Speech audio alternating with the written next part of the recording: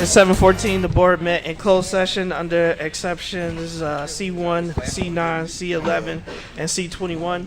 I do apologize for our tardiness, but we will be going back into closed session in order to finish the business of the board. With that, I'd like a roll call. Mr. McBride. Yes. Ms. Fabian. Ms. Gonzalez. Yes. Mr. Riddle. Yes. Ms. Hannah. Yes. Ms. Lensing. President Ewing. Yes, so we do have a quorum in the room, and I expect board members Lensing and Fabian to join us as soon as possible. We will, with that, I'd like a motion to resume open session. So moved. Motion by Mr. Riddle, seconded by Ms. Gonzalez. All in favor signify with aye. Aye. Any opposed, nay. We are back in open session. Mr. Compost, if you be so kind as to lead us in the Pledge of Allegiance. To the flag of the United States of America and to the republic for which it stands, one nation, under God, indivisible, with liberty and justice for all.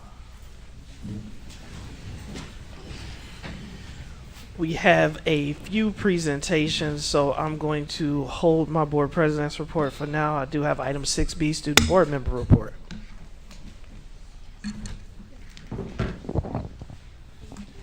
Hello. Good evening. This is my 8th board presentation. It's really short and really simple. If you can go to the next slide.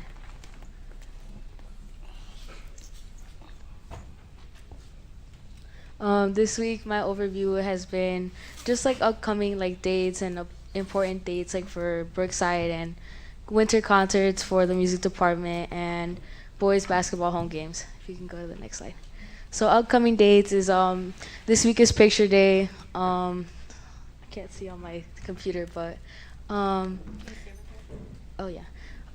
Freshmen are November 15th, the sophomores are November 14th, the juniors are November 13th, and seniors are November 12th.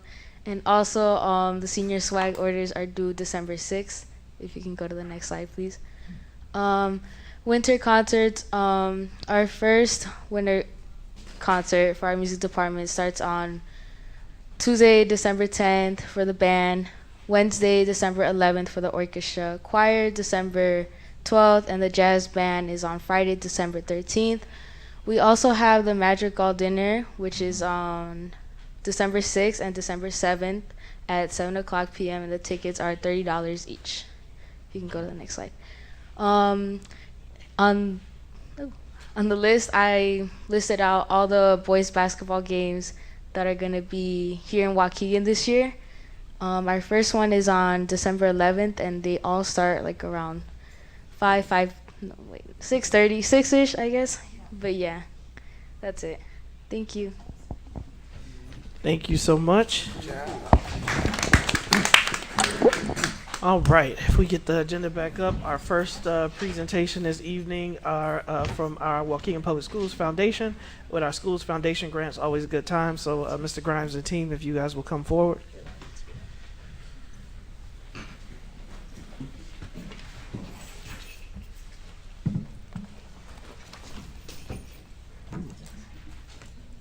Teresa, Adriana, where's Carolina?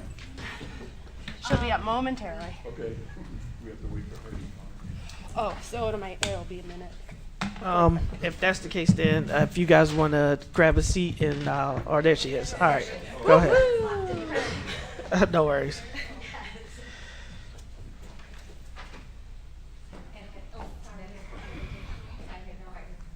No, Nick should have the certificate.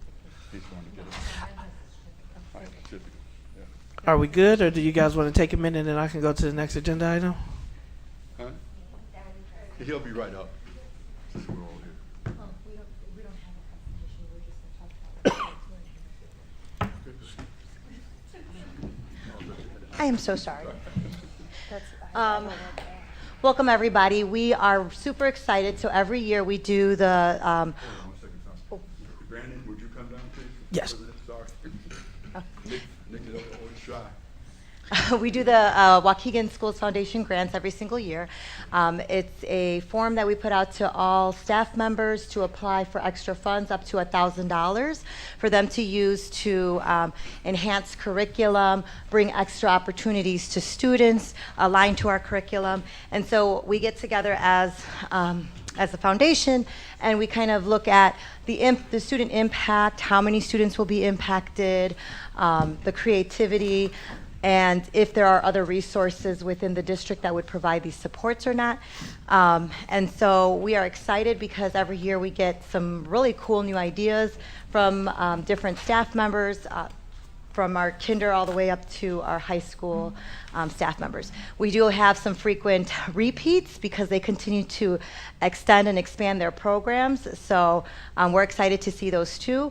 We do put these out at the end of the year, so if you are listening to the winners and their ideas and things that they've been doing, please feel free at the end of the year to look out for our email when you as well can apply for the grant. Again, it's open to all Waukegan Public Schools staff who want to enhance our curriculums. So tonight we're going to present 8 awards to staff members who were chosen, and again, was it 10? I think one of them did, it was 2 people, right? Okay, sorry. And again, the amount of the awards vary up to $1,000. So our first, if you want, do you want to hand out the awards, Mr.? So Mr. Grimes is actually our president. So I'll let you, you want to present the awards? I'll let you do that. Sorry, I'm the secretary, so I'm the keeper of the notes. So our first award then goes to Cynthia Stockman, who said she was ill today and could not make it, and Neri Torres for Blooming Minds, and they are creating a flower wall. Oh, she's here. Mary is here. Thank you. Mary, right? Yeah, so those that are present, if you can stay up here so that we can take a group picture at the end, that would be great. And then Mr. Brian Green is one of those who continues to expand his program. All right. And he continues with growing the greenhouse. Thank you. Thank you for all you do for our students. Next one is Vicky Cardenas, and this is one I think that we were excited about. Vicky is going to have a class pet to study the life cycles and the life stages from young adolescents. Thank you.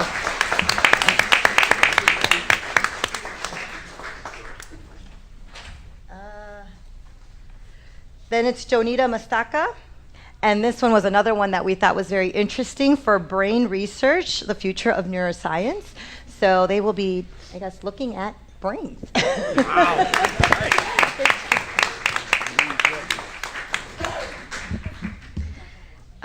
Henry French, I know, was really excited to receive this award. He's like, are you guys going to give us the awards yet?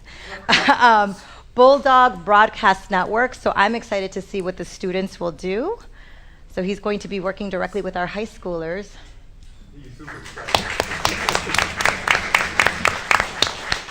Again, we want to see the outcome of that one. We have Kelly Barwick, and she is doing small group resource libraries.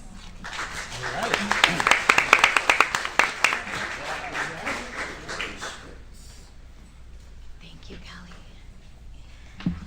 Amina Saeed. She has a very interesting one that she'll be doing with all grade levels at her school for an airplane art project. Wow. All right. Thank you. Nice to meet you in person. Mr. Grimes has Miss Melissa Indelkoffer, who is also newer to Waukegan and was excited to be chosen for empowering students through physical experience. So she's working with our DL classrooms. Thank you.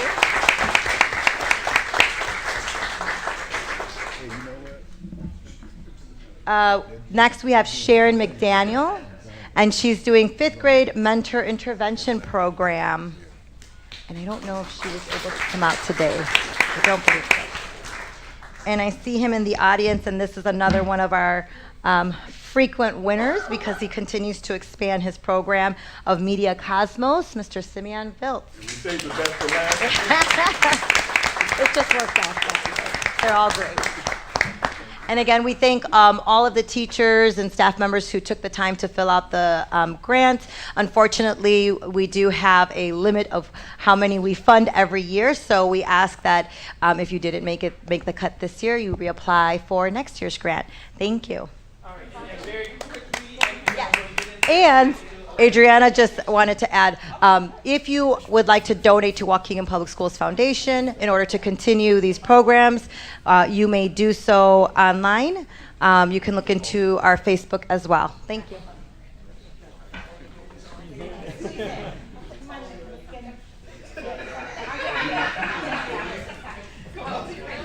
I will get back up.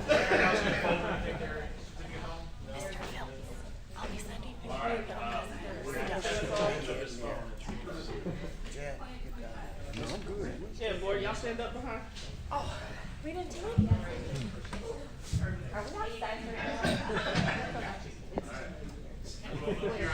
We're past that. 1, 2, 3. Keep looking. Great. I'm gonna get out of the way for everybody else. Want to say photos? Real quick. Congratulations.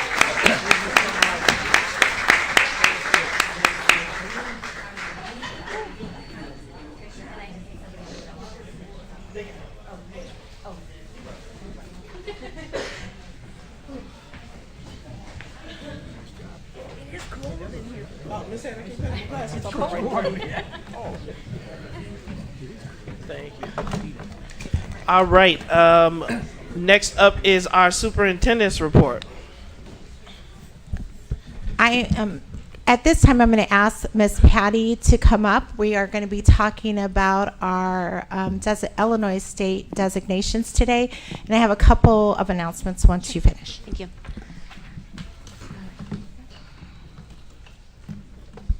I'd also like to acknowledge that we have our principals from District 60 in the room. So.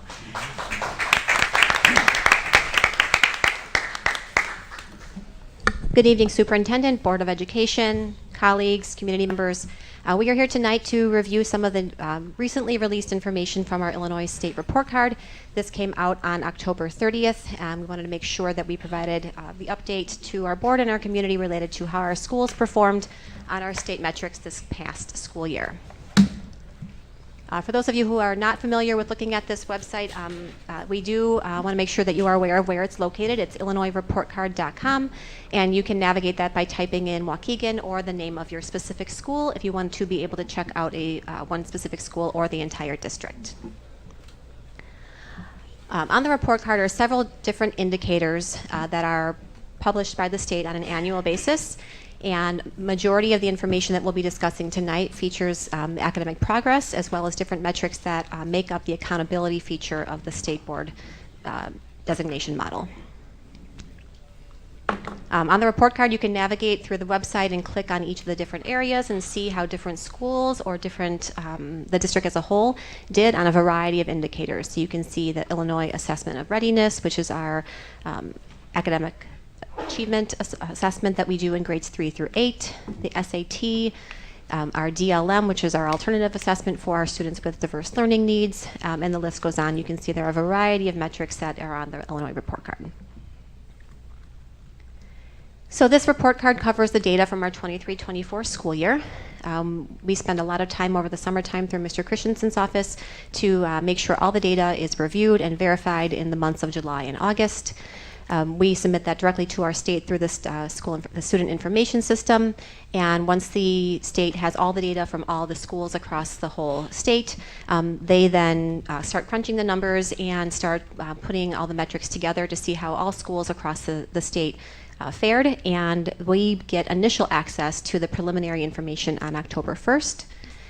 We have opportunity to ask questions, clarify, work with the state to find out how they're calculating things and just make sure we understand what's going into all the reporting.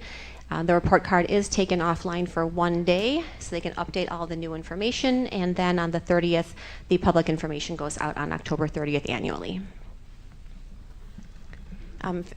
Those of you who are familiar with the ESSA designations, they have not changed. We have 5 different designations that could be potentially part of what the rating system is: exemplary, commendable, targeted, comprehensive, and intensive, and that multiple measures that go into factoring what makes a school each of those different categories. If you are an elementary school or a middle school, you can see the different components that go into a designation for a K-8 school. A 7.5% for ELA proficiency and math. ELA and math growth come up for 25% each. The students who qualify for bilingual services through the Access Assessment have a score called the ELPTP, which is their growth on their own English language pathway progress towards proficiency metric. And then we have science proficiency for our certain grade levels that take that assessment.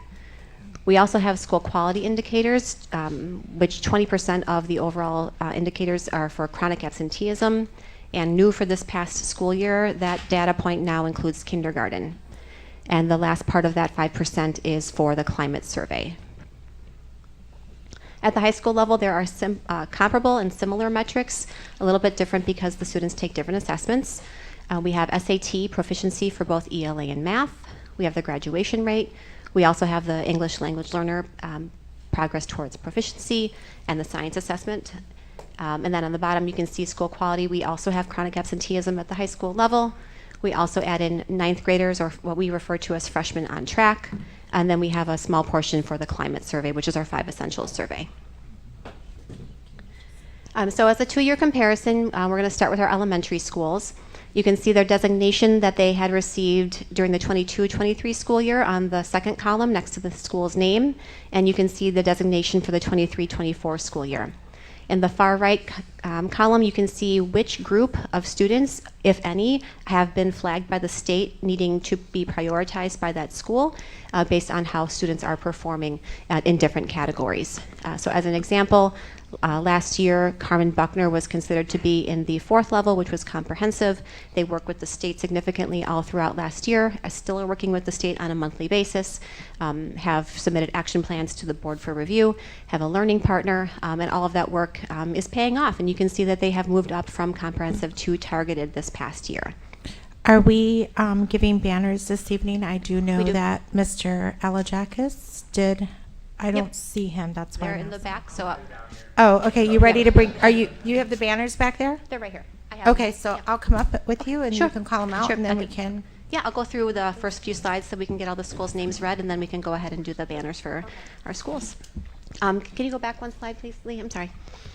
You can also see that Clark was commendable for the 22-23 school year and has, again, achieved status of exemplary, and we're very proud of Clark Elementary. This is the 3rd time Clark Elementary School has received the status of exemplary, so congratulations to Clark Elementary.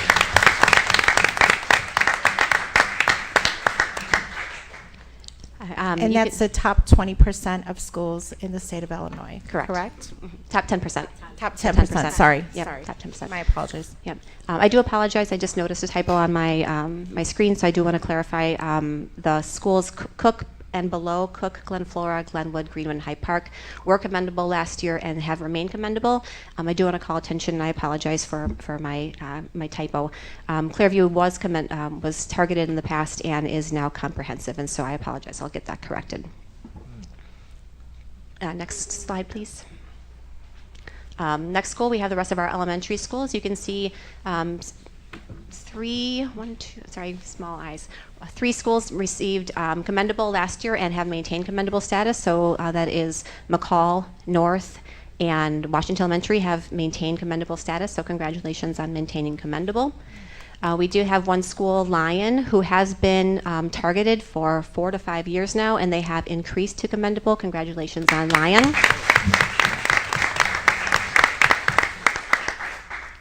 We do have a couple of schools that had been commendable in the past and have slightly slipped in their designation to targeted, and we do have Little Fort and Whittier who are working on some specific student groups, and we'll go over those metrics in a moment. We also want to call out Oakdale. They were comprehensive last year, and through a lot of focus and hard work, they did move up a level into targeted. So congratulations to Oakdale on moving up. Our next slides are our middle schools. Again, 4 out of our 5 middle schools have moved up a level, so we're very proud of the work that they have done. Abbott, Juarez, and Lewis were all considered comprehensive last year, and they have moved up to targeted this year, so thank you and congratulations to those 3 schools for moving up. Also, Benny was considered comprehensive past year and moved up 2 whole levels to commendable. Congratulations to Benny. We do have 1 middle school, Smith, who was targeted last year and did slip down 1 level to comprehensive. And lastly, we have our Waukegan High School, who was targeted last year and has moved up a level to commendable. Congratulations to the high school.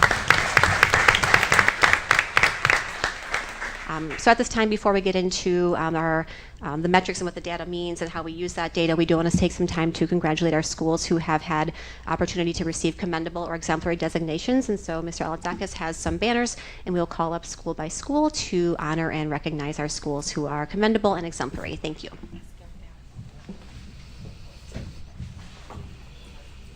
Cook Magnet, commendable.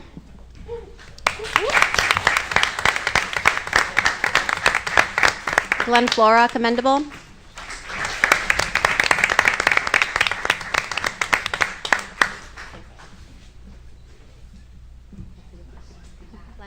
Glenwood Elementary, commendable. Greenwood Elementary, commendable.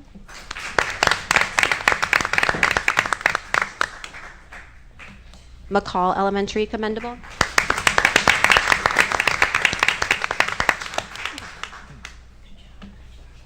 Hyde Park Elementary, commendable.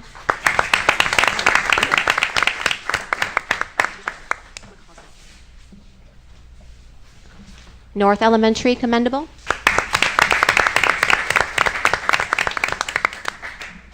Waukegan High School, commendable.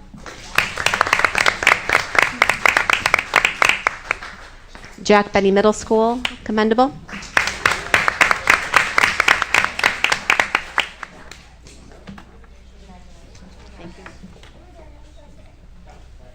Lyon Elementary, commendable.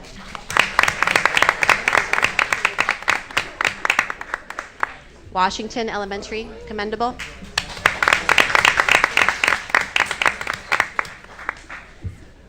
And Clark Elementary School, exemplary.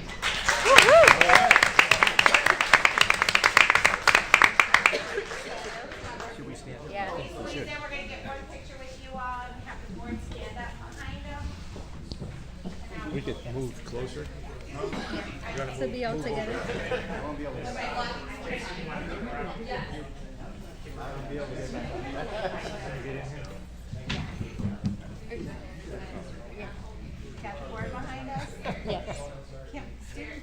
Mr. Hill, hold yours up a little bit more. No, not that high. Let's start by looking here real quick. Hold on, we have to move. Right, on 3, 1, 2, 3. Big smiles. Lovely. All right.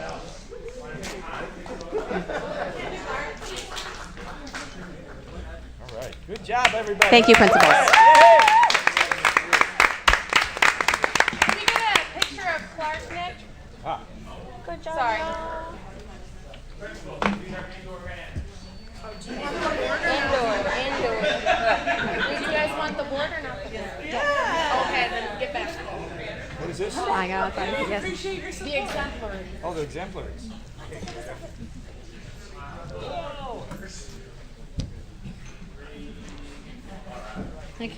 Thank you. All right, guys. Good job. Good job. Next slide, please, Lee.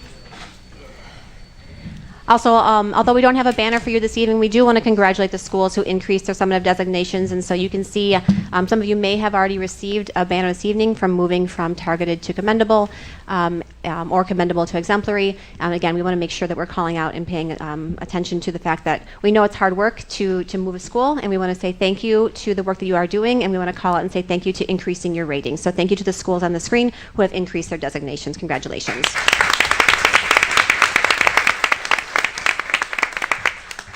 Next slide.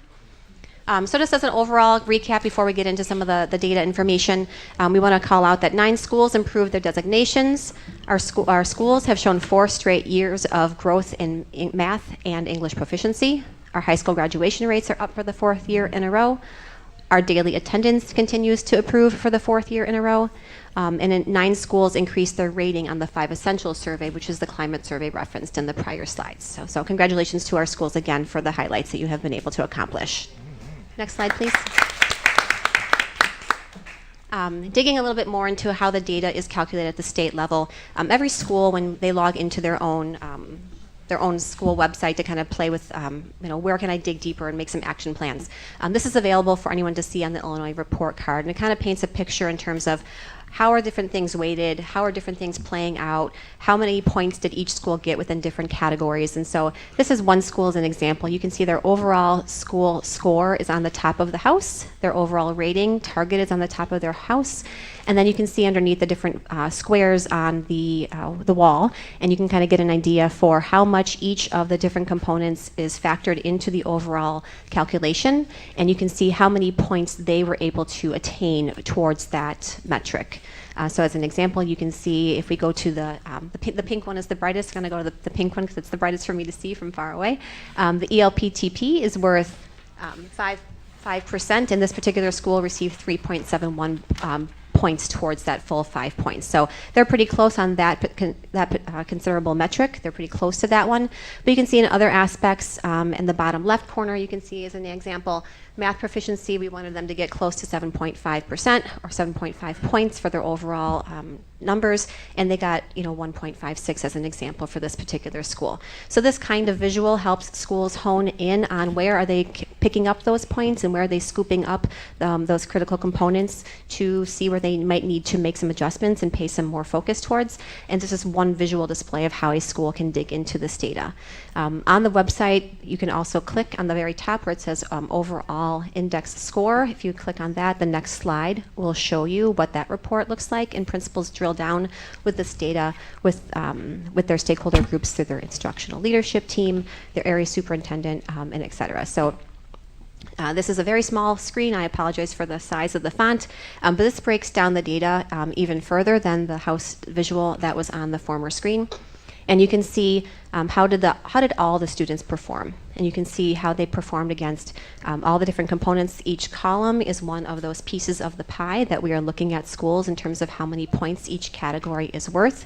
And you can see how did the all group do. And on the far right hand side, they have their weighted summative score, which is what factors into their overall calculation. We also use this data to make comparisons across different student groups. So if you want to see how different student groups compare to the all group in your school, you can see how different student groups perform. Again, you can go through each student group underneath.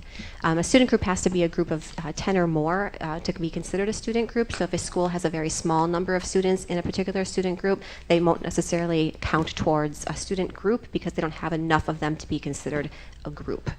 And so you can see we have children with students with disabilities, we have our English language learners, we have our Hispanic or Latino, and we have a particular student group for this school considered low income. And the principals work diligently to kind of really dissect how are we doing across all multiple measures, and how are different students doing within those. So we can see gaps, we can know where our different student groups are performing above or below how different groups are performing, and it helps principals and their instructional leadership teams hone in on which student groups are showing gaps in being close to success on different metrics. Next slide, please. Another really important point of the Illinois report card to point out is the range to be commendable is a pretty far range, right? And so we might have a school that is, this particular school as an example, has an overall summative index score of 43. But the cut to make it, if you fall below 40, you're considered targeted. If you fall above 84, you're considered exemplary. And so it's a pretty wide span. And so when a school can dig into their data like this, they can see Are we kind of middle of the ground commendable? Are we pretty far to the right where we're close to exemplary?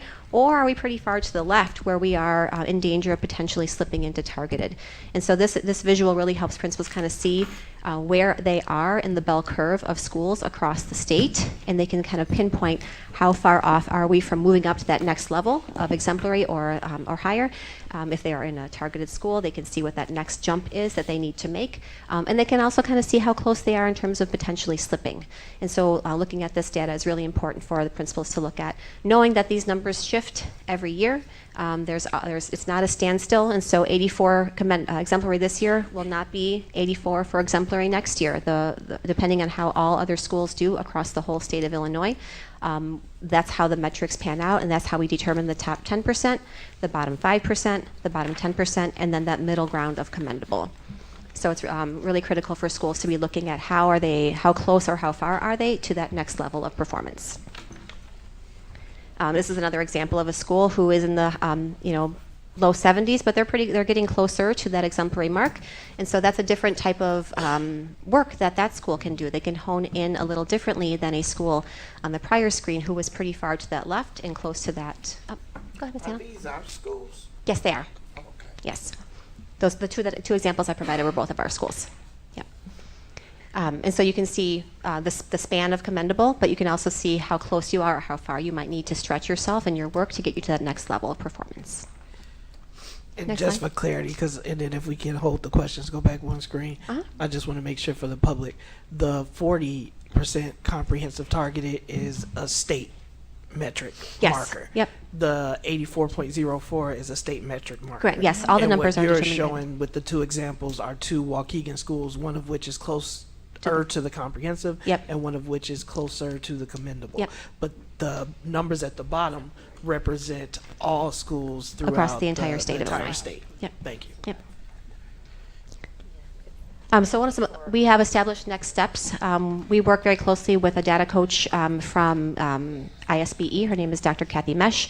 We have opportunities to sign up for data reviews with one lady named Ray and one lady named Kathy, and they help us walk through those same exact reports, how to find the reports, how to access the reports, what they notice in the reports, ask questions, reflective questions, and hone in on certain areas that they want to make sure principals are paying attention to and paying mind to. And so those data review calls are really informative and really helpful in terms of pointing out all the tools that are available to a principal in terms of what's available on the state report card and how to action plan from that information. Schools who are considered targeted, if they are already targeted, they will continue to work on their action plans and complete their quarterly reports that are due to ISBE. And if they are a new targeted school, they will have orientation sessions with their data coach and also kind of know what the expectations are for targeted schools. They receive additional school improvement funding through the state if you're targeted, and there are action plans and quarterly reports to complete. Next slide. If you are a comprehensive school, there is a significant amount of work that goes into working in a comprehensive school process. There are several principals here who can speak deeply to the amount of work, feedback, information, expectations. There's a lot of work that goes into being a comprehensive school. You have a needs assessment conducted by the AIR, American Institute for Research. That information helps kind of feed into helping you identify an action plan with ISBE. You participate in monthly calls with ISBE representation, and eventually they will adopt and get board approval for a state-approved learning partner. Those learning partners align to the results of the needs assessment. They also align to the needs of different student groups within the school that the school needs to focus more time and attention to. And so as an example, Carmen Buckner, one of the student groups that they were focusing on was their students with diverse learning needs, and their learning partner has really helped hone in on looking at instructional setting for where students with IEPs currently receive their minutes, looking at how students are receiving their resource minutes, looking at their goals, how we're looking at student progress and goals, and so making sure that the learning partner that the comprehensive schools identify and partner with really align to the needs of what the data is saying. Next slide, please. And then internally, in addition to the work that we do with ISBE, we do data reviews with the area superintendent and associate superintendents. We do quarterly check-ins with the academic team departments to kind of check in on implementation, find out what supports schools are saying that they need, hone in on not just end-of-year data, but looking at grades, looking at attendance, looking at behavior, looking at unit assessment data, looking at Tier 1 data, looking at implementation data. Lots of different data points we hone in on to check in on what's working, where are we seeing progress, where are we not seeing progress yet, and then what supports does the school need, and what action can we provide from different departments within Lincoln Center, and what are the next steps for the principal to take at the school level.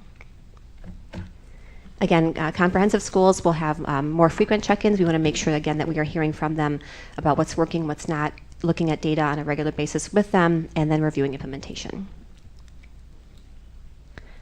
As resources, before we open up for questions, of course, there are some additional links here. So anyone who would like to dig in a little bit more and have some more of the state-provided information, it is linked here. Ms. Fabian? Just before sharing this report, I did note that there was one school up there, I believe it was Whittier, that was targeted, but it did not show their priority group. So if we can update that as well. Yeah, they did not have an identified priority group on the website when that information was pulled. So we're going to be looking at their data to kind of see which gaps there might have been as significant of a gap as the state has defined it, but we still want to look at those nuances to see if there's a student group that is jumping out. Ms. Lindsay? A question I have is, as our schools are monitoring where they are on that bell curve, and there's the standard deviation of the targeted comprehensive line and then the exemplary commendable line. Yeah. As those schools are maybe nearing toward a lower end, are they collaborating with other schools that have previously been in that situation?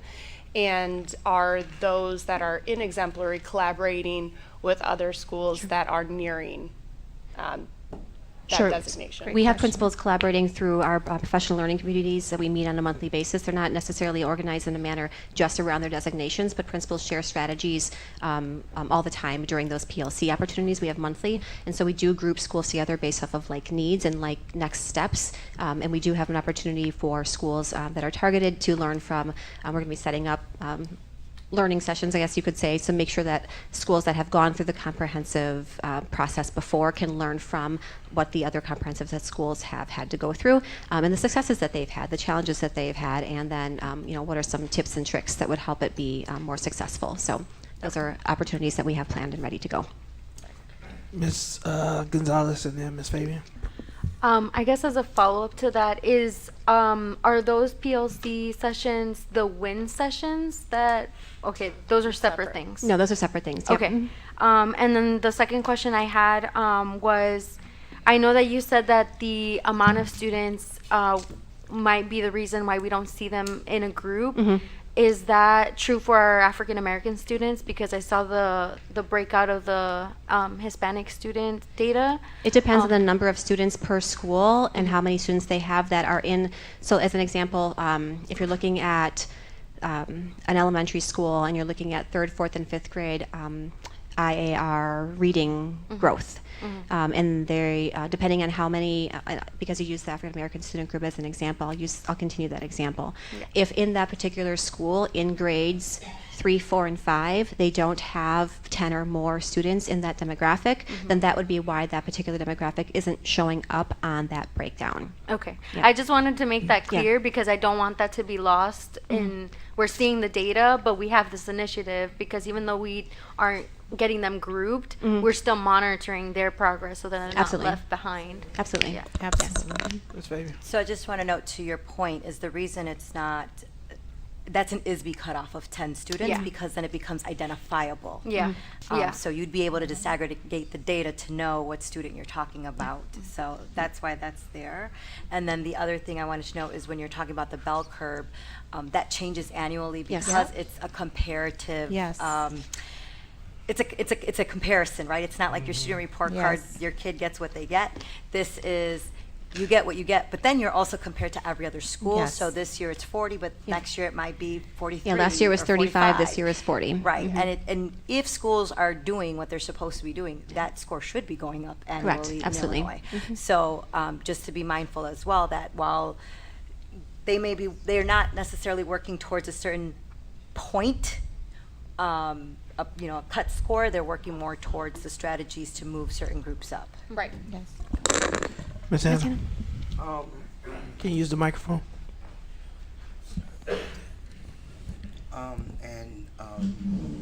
You have heard that State Superintendent Tony Sanders is going to be moving towards attainment more than the growth model.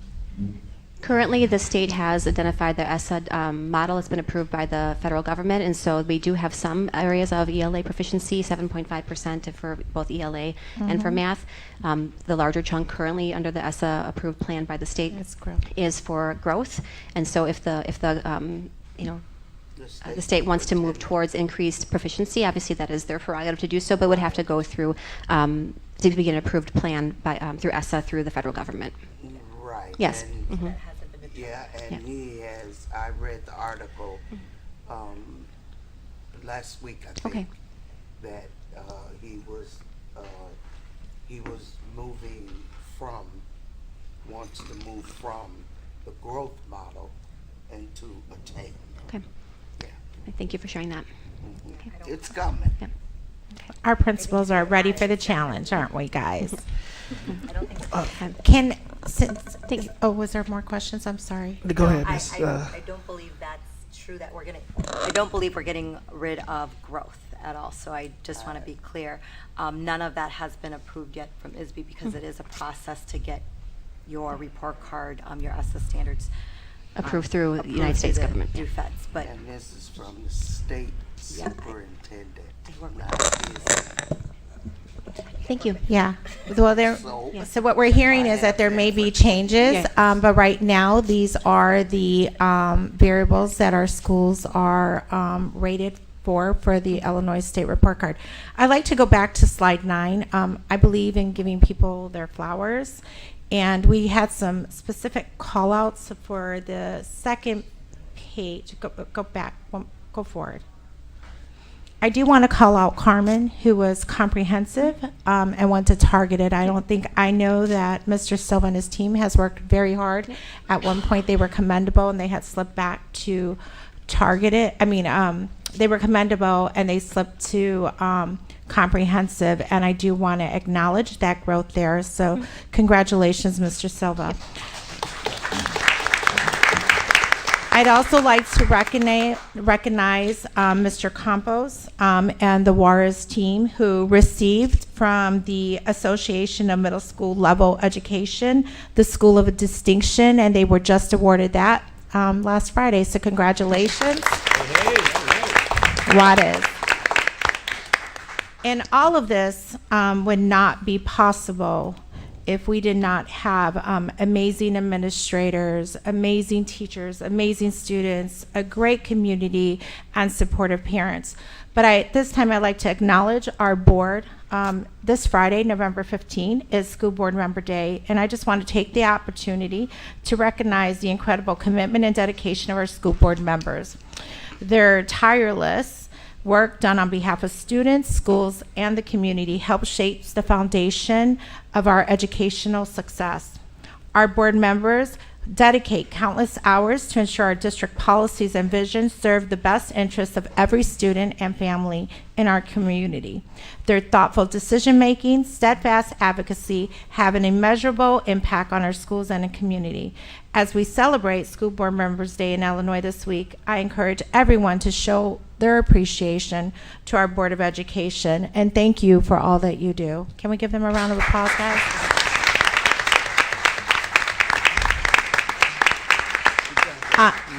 On that note, I'm going to turn it back over to our board president. I do want to let the principals know you do not have to stay. I know you all have to get up very early in the morning to be back at your buildings to ensure that we're all going to the next level. And I just want to thank you for all that you do. Can we give our principals a round of applause?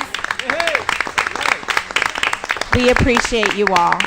And I do just want to take a brief moment myself as they exit just to express my gratitude. I know it's not always easy. I know that sometimes it's a thankless job. I know that you all know that the board has very, very high expectations, and there's a lot that's put on you, but I thank you for the way that you show up for our students and for our staff every day, and I thank you for your progress as we continue to move this district forward. So I really do appreciate you all, and it's been amazing working with you and getting to know you over the last 8 years. So have a great evening. All right, y'all. All right, now we're at item C. We have our Q presentation. So this is Ms. Lindsay and Ms. Hannah. Are we staying here? Or are we going to the podium? It's up whatever you guys are comfortable with. You want the podium? Okay. You got your ID, Miss Hannah? My ID? To badge in? I do.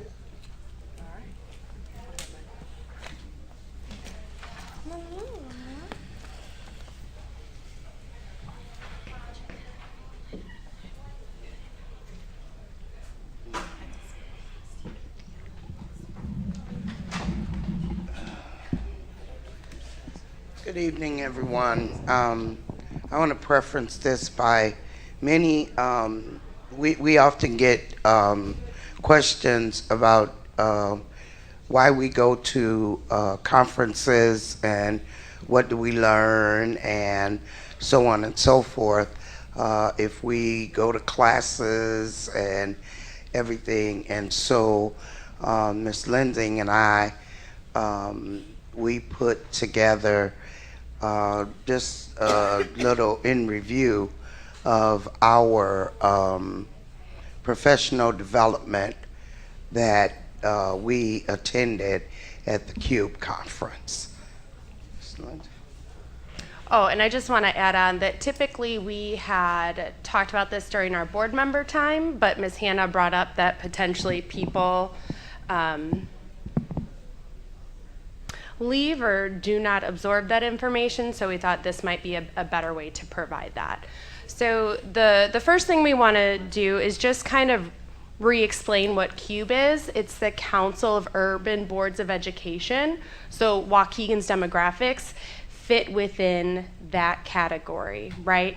And so the purpose of it is to essentially bring other school board members together across the nation to network so that we can discuss and highlight and problem solve around very similar concerns that we're seeing across the districts.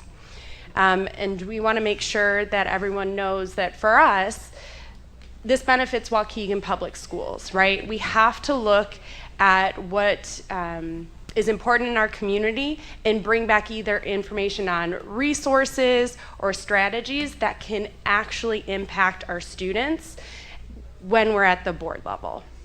And then that slide just details a few other aspects. Yeah, and we attended a number of the breakout sessions, and I really want to highlight one of the ones that it was very interesting, and I told Ms. Lindsay it made me excited to be able to present this, and particularly this would be Mr. Bublitz, Dr. Bublitz. They talked about the special education students and that they were putting in activities for the special needs students, just like our regular ed students. They were getting the activities, you know, because in my opinion, that's equity, you know, and making sure that those particular student groups had the activities like the rest of the students. I really got excited about that. So just to highlight, we're talking activities in terms of club sports and also collaboration with Special Olympics. Absolutely, absolutely, that was one. We went to You can talk about some of the ones that you went to. Go ahead. Well, I was really excited about the strategic collaboration. So during that session, it was really talking about how on the board level, we could be collaborating better, obviously within regulations of OMA, but also within the school district, collaboration being a really big driving force. And so the presenter had a takeaway. So I actually have a tool guide that I want to review with the superintendent and the board president to talk about ways in which we can bring more collaboration, at least more transparent collaboration, to benefit our schools within the district. Lee, can you show the second slide? Because there's an additional slide for sessions attended. Yeah, thank you. So those are some more, but I think we really want to focus on one of the specific sessions more in depth. Yeah, I know that thriving for, where to go? Go back to the. Sorry, Lee, I tricked you. The second, third. Thriving under pressure, managing trauma and triggers as a board member, okay? You know, if you guys don't think that we go through trauma, we really do. And this session, it was interactive, and board president, I do have the QR codes that that we can do and practice and about our trauma and our triggers. Okay, it was very helpful, particularly to me, and the questions that were interactive were a telltale of the things that are underlying, you know, when you're making decisions and when you're debating and all of that. So I'm going to share this with board members so that they can go in and do their own self-evaluation.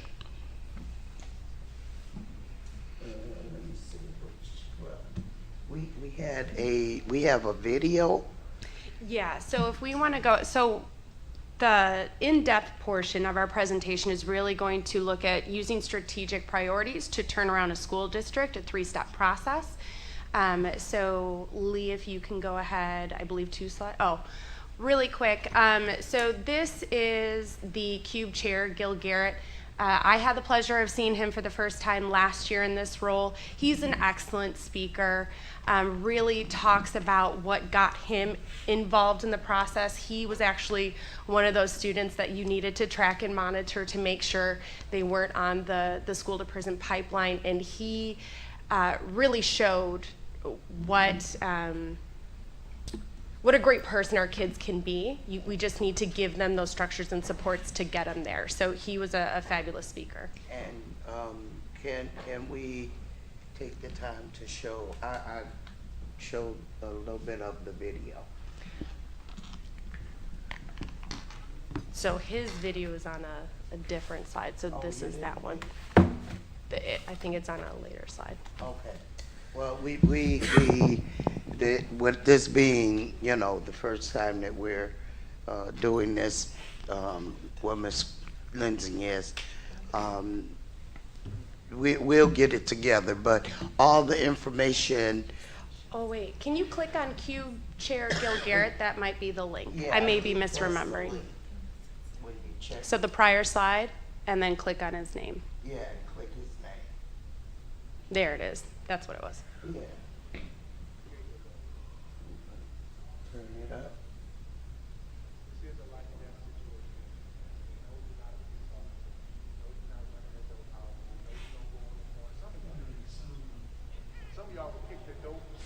Is it?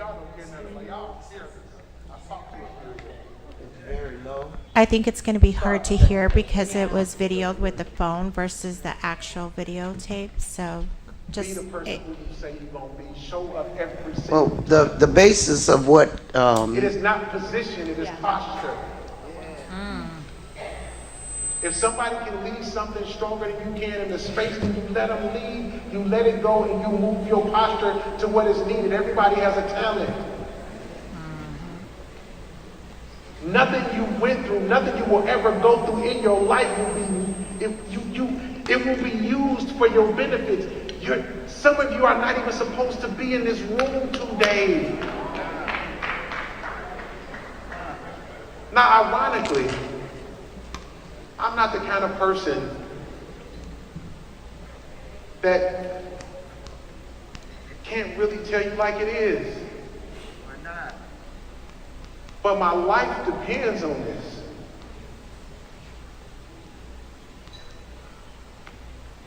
I grew up in this. If you're looking for a child that beat death, that got shot twice, mama was a crackhead, stepdaddy was a pimp. If you're looking for a child who to say that he made it out of anything, I didn't read until I got to college. I was reading at a 6th grade level. I got elected in a city, in a community that I don't even live in. I wasn't born and raised in. If you're looking for that child who needed to grow up into 25 years of his life, to make sure he can get in a room where he looked at somebody and said he gonna be on that stage, and when he was able to give his last message, he gonna tell them, you the leaders of the leaders, and you built me, and you can build some more. Do not let these people tell you what. And the takeaway from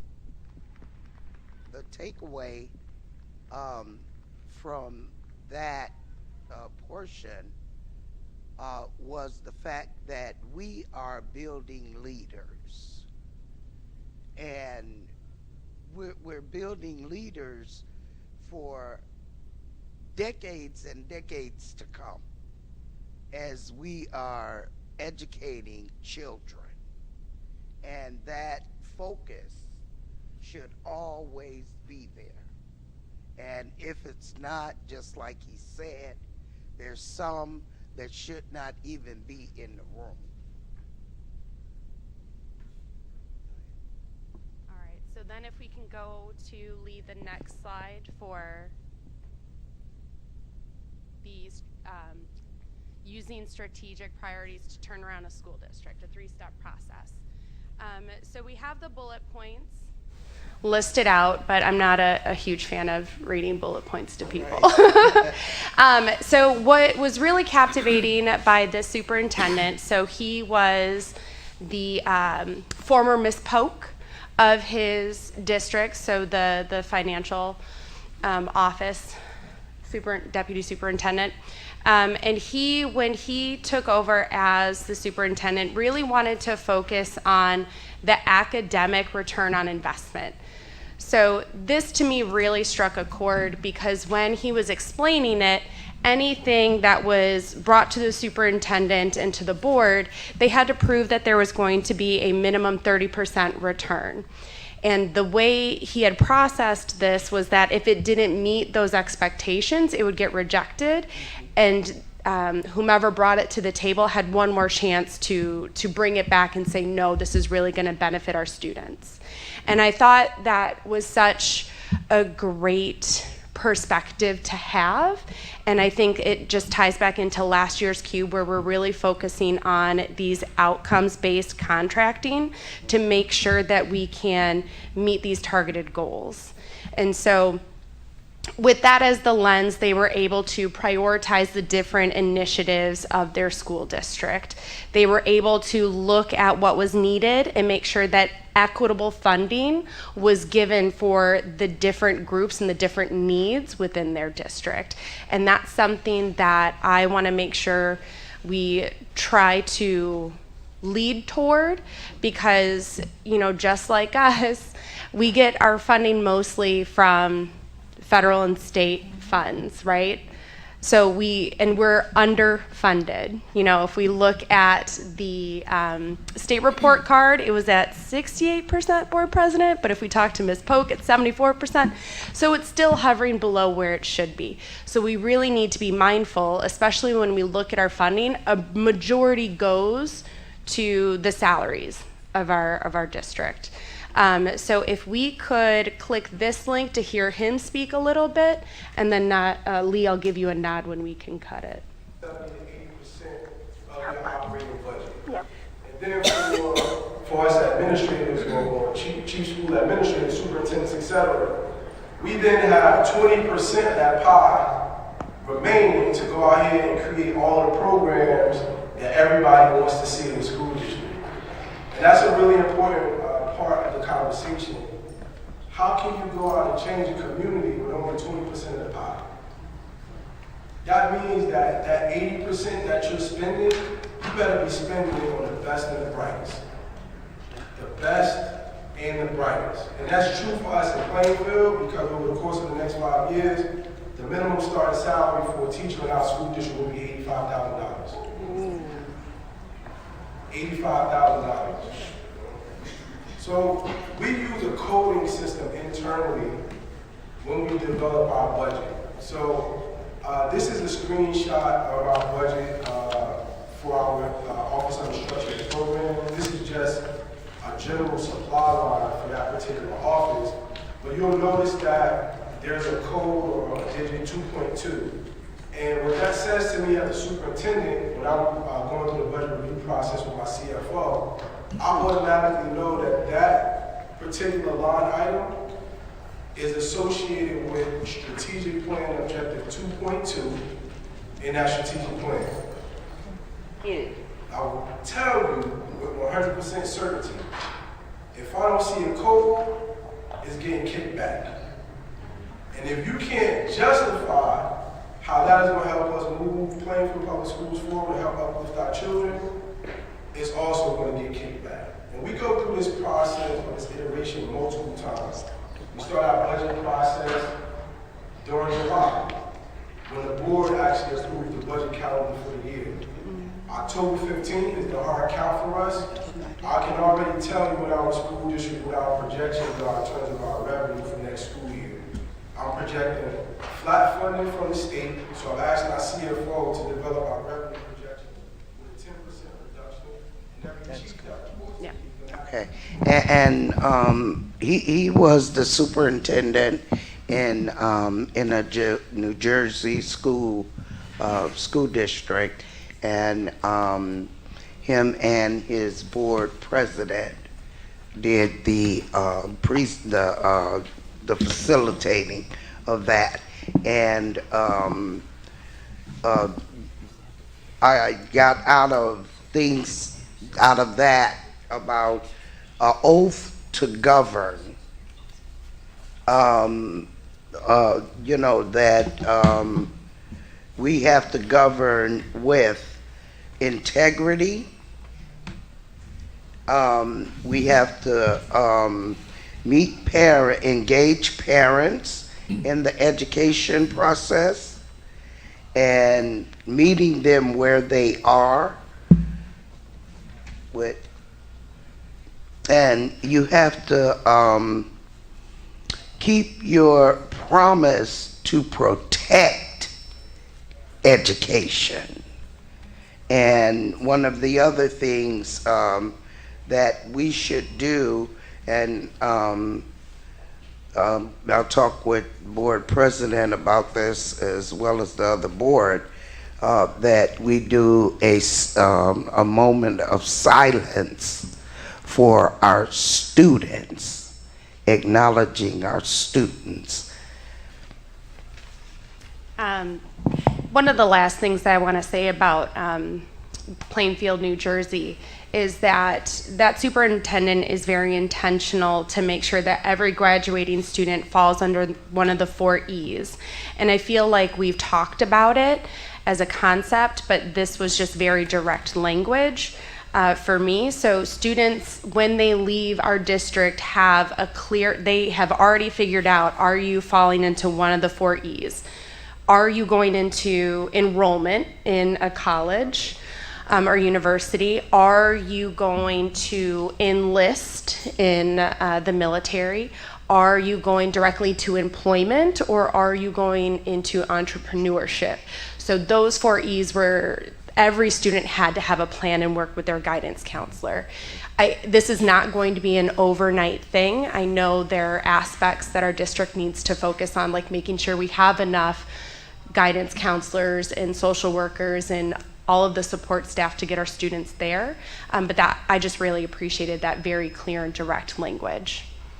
And we attended one session named Big Board Behavior, Bold Moves, Big Results.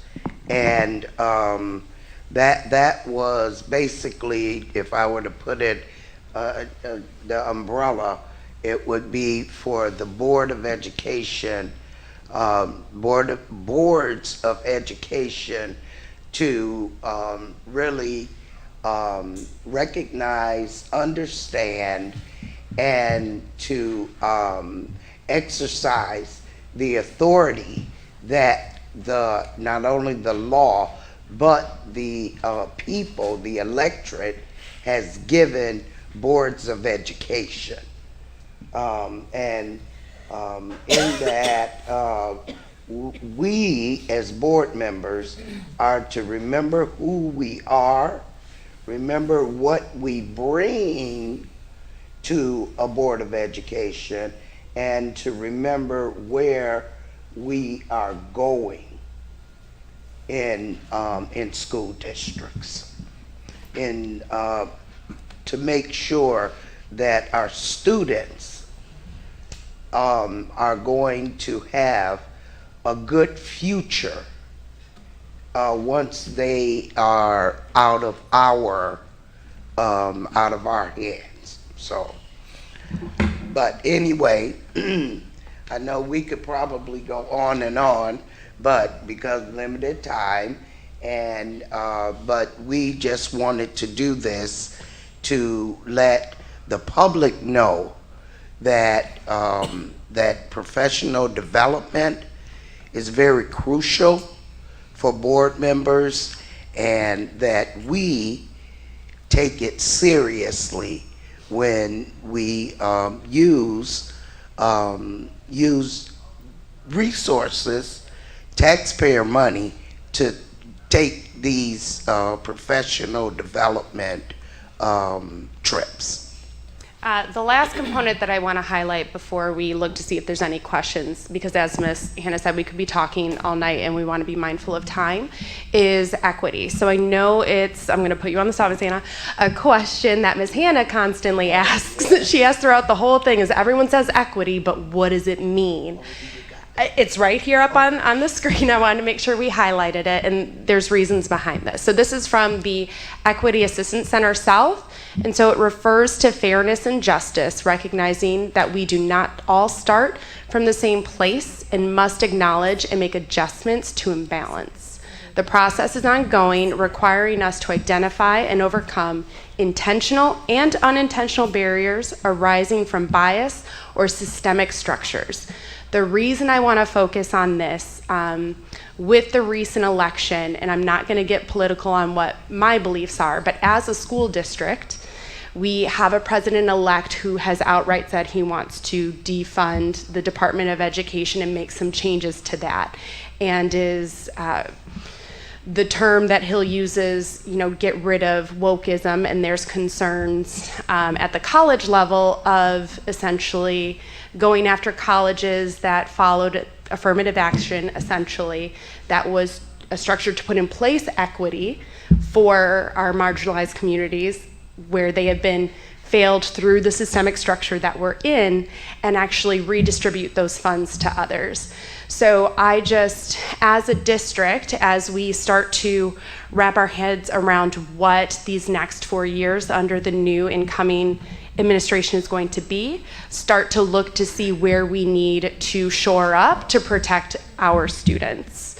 So I just want to make sure that we went over this slide, and we're looking to see if we have any holes we take dedicated time to make sure our kids are good. Next slide, Lee. Oh, go ahead. No. Oh, and Just pictures. Yeah, these are just pictures that that they were the actresses from Living Single were actually there, and we got a chance to take pictures with them, talk to them, and as you see, Miss Lindsay is standing there with. I don't like to take pictures, so this is from the Triple I last year. Miss Hannah said we need to get you in there. Yeah, the state superintendent, Tony Sanders, that we were able to talk with and everything. So, but thank you all for listening. Any questions? Yes, ma'am. So what you were talking about, the ease? Yes. You know, when I'm talking to a lot of my ex-students or with parents, so a lot of the kids, they fall into this limbo land, like what you're talking about. Yeah. And so like some of them, they ended up going Navy, and I asked them, oh, why did you go Navy? When it wasn't because I want to serve my country or whatever. It was because, you know what, my parents don't have money for me to go to school, so you know what, I just want to get out of here, kind of. Yeah. So I can't get out of here to go to school, so I'm just going to get out of here to go to the Navy, and then they'll pay for my school. But what you're saying, that's so true, because then I talked to the parents, I said, well, what are they going to study? I mean, you're going to sign, you know, for so much money for your kid, and they don't even know why you're going to school, and parents are like, okay, you know, because my kid wants to go. So what you're talking about is really addressing, like, before they leave school, okay, what are your plans? Yeah, and I think. Focus on it. And I think Ms. Fulton in the College and Career Center is also another support that I want to make sure we recognize that they're focusing on, because those conversations are important, right? And the cost of college can be exorbitant at this time, but it's something I look forward to explore further within our district. If you have any other questions, because of time, the music's playing, feel free to reach out to us directly. We're happy to talk about these topics. And we do, and there's many other slides and other resources that we gathered to bring back to Waukegan. Thank you all for listening. Thank you. And I just want to remind of protocols. So typically at board meetings there aren't audience questions, but I'm glad that they entertained it. Thank you. All right. So we do have our public comment. The name that I have on the list is Martin. Oh, just one. No, I meant, yeah, but you've been waiting. So Martin is public comment. So seeing as Martin had, yes, seeing as Martin going once, going twice, Kershana Hannah. Oh, okay. There's a little bit of feedback going on, Lee. Sorry. Whenever you start speaking, just as a reminder to all speakers, want to remind speakers of civility. We also want to remember that if you have translation needs, translation services will be provided to you, and you'll get 6 minutes. Also want to remind all speakers to refrain from mentioning student or staff member names in your remarks. Whenever you start speaking, Ms. Hannah. On October 26th, I had the pleasure of attending the last football game of the season at Wise Field.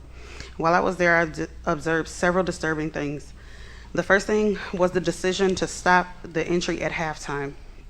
I would like to know if this decision was well thought out and thought out enough to notify parents and students and the players. While I understand the safety precautions due to the rivalry between the two teams and the history of past violence, I'm not sure if this was a good decision. Not only did the changes affect students, it affected parents and safety staff alike. There were multiple parents that were turned away at the gate, some from Waukegan, but many from Zion, unaware that they would be denied entry after halftime. We don't know the effects of the sudden changes like these have on families, as one parent walked away disappointed saying, "Oh great, my ex-wife is gonna love this one," while another one stood at the gate begging to see his son play his last senior game, offering to pay double or triple or any amount to enter. He literally begged to come in. Then there were the fans that left out at halftime that were told that they wouldn't be able to re-enter once they left. These same individuals returned demanding re-entry but when denied, they were vulgar, verbally abusive, and verbally aggressive towards the safety staff, and they were only doing their job. But the slap in the face came when the belligerent woman calmly spoke and whispered something into a staff member's ear. I'm going to not say the name. Thereafter, re-entry was granted. This left the staff upset and unsupported, and not good morale for the staff. What type of message does this send to the students that witness this exchange? That they can yell, curse, and make a scene and whisper in the right ears and get what they want? It's disgusting.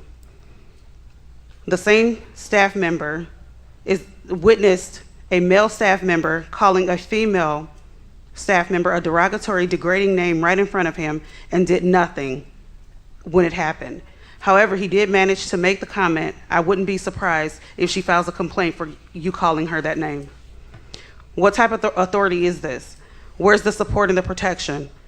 Some sort of corrective action needs to happen against this individual, but I would like to give kudos to the safety staff for keeping their cool and being professional and not letting human reaction affect their decision making while doing their job. Keep up the good work.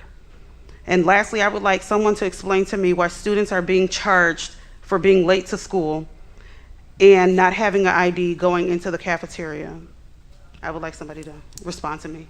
Thank you, Ms. Hannah. All right.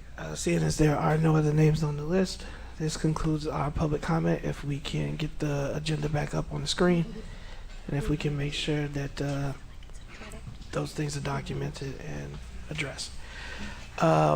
We are now at approval of minutes. Item 8A, closed session minute approval. Are you taking Yeah. It is a recommendation that the Board of Education approve the closed session minutes dated September 10th, 2024, previously reviewed in closed session. Motion to approve. Motion by Mr. Riddle. Second. Seconded by Ms. Gonzalez. Any comments or questions? All in favor signify by aye. Aye. Any opposed, nay. Minutes are approved. All right, item 8, I guess that would be B, approval of the minutes of the open session meeting for October 8th, 2024. It is recommended that the Board of Education approve the minutes for the open session meeting October 8th, 2024. Motion to approve. Second. Motion by Mr. Riddle, seconded by Ms. Lindsay. All in favor? Any comments, questions, corrections to the minutes? Yeah, comments. Go ahead, Ms. McBride. I just want to say I'm awfully happy that we are on target with our minutes and we haven't had to be reprimanded. Thank you. All in favor signify by aye. Aye. Any opposed, nay. Minutes are approved. No consent agenda items. Personnel, item 13A for 11/12/24. It is a recommendation that the Board of Education accept the administration's recommendation to approve the appointments, retirements, and accept the resignations as found on schedules F1002, L949, and G660. Motion to approve. Second. Thank you, Mr. Riddle. With the motion seconded by Ms. Lindsay. Any comments or questions? Roll call. Mr. McBride? Yes. Ms. Fabian? Yes. Ms. Gonzalez? Yes. Mr. Riddle? Yes. Ms. Hannah? Yes. Ms. Lindsay? Yes. President Ewing? Yes. Motion carries. Thank you to those that are joining, and we wish you good luck to all of those who may be going somewhere else. Item B, attendance at the National School Board Association 2025 Annual Conference and Exposition. It is recommended that the Board of Education approve the attendance of Board Member Carolina Fabian at the National School Board Association 2025 Annual School Conference and Exposition in Atlanta from April 4th to April 6th, 2025 at an estimated cost of $2,300, which includes registration, lodging, airfare, and per diem. Motion to approve. Second. Motion by Mr. Riddle, seconded by Ms. Fabian and Lensing. Lensing, I'm sorry. You're fine. And then Ms. Fabian had a question. I just want to clarify that this amount will be reduced. NAFSCI, who is the National Association of Family and School Community Engagement, has requested that I present with them at this conference. So they will be picking up my registration fee, my airfare, partial hotel and per diem, so this amount will be decreased. and I am excited to highlight Waukegan's work. We're going to be presenting on what school boards can do in order to increase family engagement in their school district. So we'll be looking at the work that the previous board has done in order to approve the FACE department, which I initially started in this district, and that strategic plan that went along with that and all of that work. So that is why I will be attending as a school board member representing Waukegan. Go ahead, Ms. Adler. Yeah, that's good. Congratulations, Ms. Fabian. But my question is, okay, not to you. My question is actually to Kathy. Is this if we vote on this the way that this is, how is that gonna? Up to $2,300. So if we vote on it as approved, we're just going to expend what we need to. And part of why we wanted to pass it this way is because there's a discount for early registration. So even if it's refunded or reimbursed, we'll figure it out. But we're approving it, even if they weren't picking up the bill. Ms.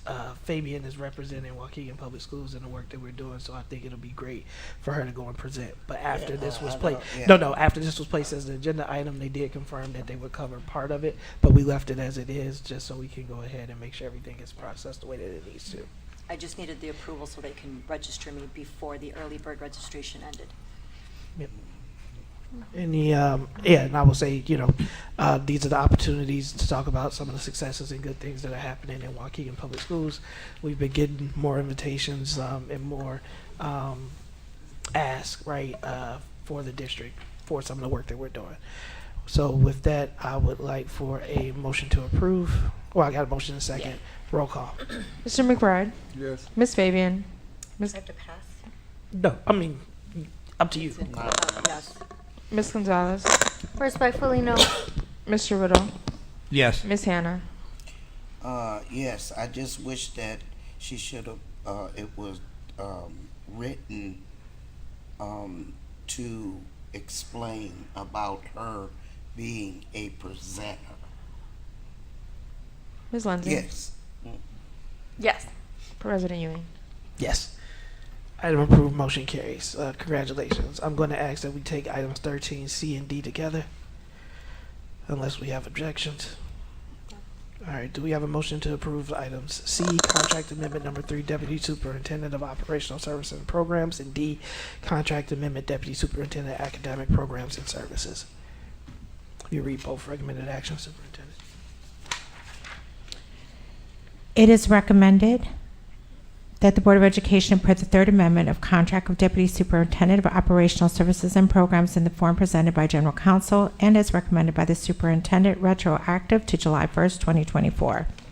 It is recommended that the Board of Education approve the third amendment to the contract of the Deputy Superintendent of Academic Services and Program in the form presented by General Counsel and as recommended by the Superintendent, retroactive to July 1st, 2024. Motion to approve. Second. Motion by Mr. Riddle, seconded by Mr. McBride. Any comments or questions on the motion? I just comment, I have not been a proponent of the contracts, and it's not because of anything other than there are things that are embedded into the contract that I have concerns and issues with, so call the question. So, I think with this one, what it does is it just runs through this school year and codifies the fact that they received a satisfactory Evaluation. So It also allows the next board to open that up if there's issues. Right, and there is no salary increase because of this, so its Yeah. salary remains the same, right? roll call. Mr. McBride. Yes. Ms. Fabian. Yes. Ms. Gonzalez. Yes. Mr. Riddle. Yes. Ms. Hannah. No. Ms. Lansing. Yes, I agree. We should extend them to the end of the school year. President Ewing. Yes, items approved, motion carries. So we now have item 16A, the ratification of the first processing of November 2024 board bills, manual check request payments, and Old National Bank insurance payments for the period October 16, 2024 through November 6, 2024. It is the recommendation of the administration that the Board of Education ratify the 1st November 2024 processing of board bills, mayor and check request payments, and no national bank insurance payments for the period of October 16, 2024 through November 6, 2024. The accounts payable board payments for the period of October 16, 2024 through November 6, 2024 total $3,011,963.03. The mayor and check request payments for the period of October 16, 2024 through November 6, 2024 total $1,805,079.81. The National Bank Insurance payment for the period of October 16, 2024 through November 6, 2024 total $2,103,838.36. Motion to approve. Second. Motion by Mr. Riddle, seconded by Ms. Gonzalez. Any comments or questions on the motion? Roll call. Mr. McBride. Yes. Ms. Fabian. Yes. Ms. Gonzalez. Yes. Mr. Riddle. Yes. Ms. Hannah. Pass. Ms. Lensing. Pass. President Ewing. Yes, item approved, motion carries. We have, are there any committee reports at this time? I got one, a wellness committee, for the wellness committee. Go ahead, Ms. Hannah. Okay, we are, looking into the energy drinks that are now being put in the vending machines in, particularly in high school and at the Washington campus.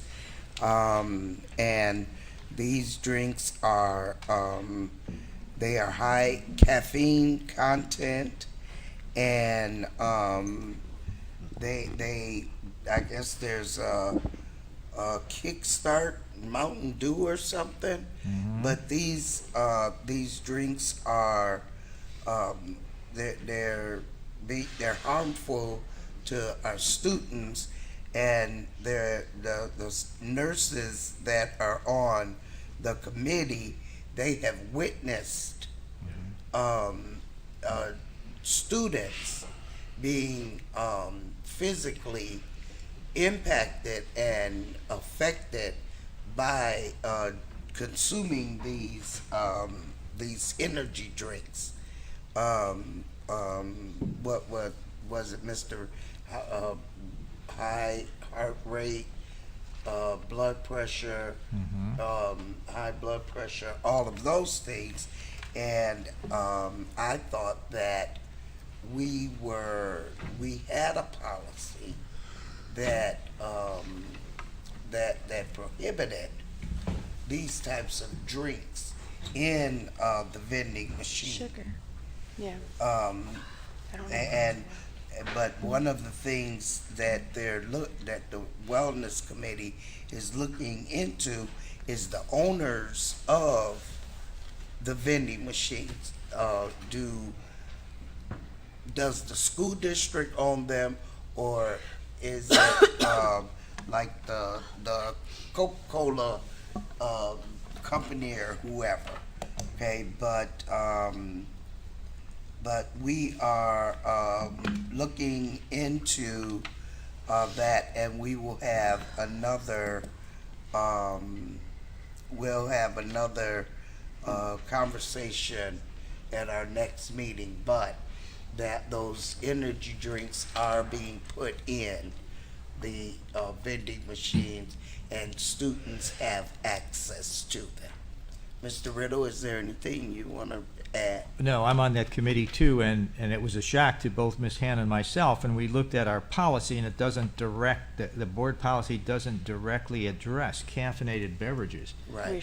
These are not sugared beverages, but Yeah. caffeinated.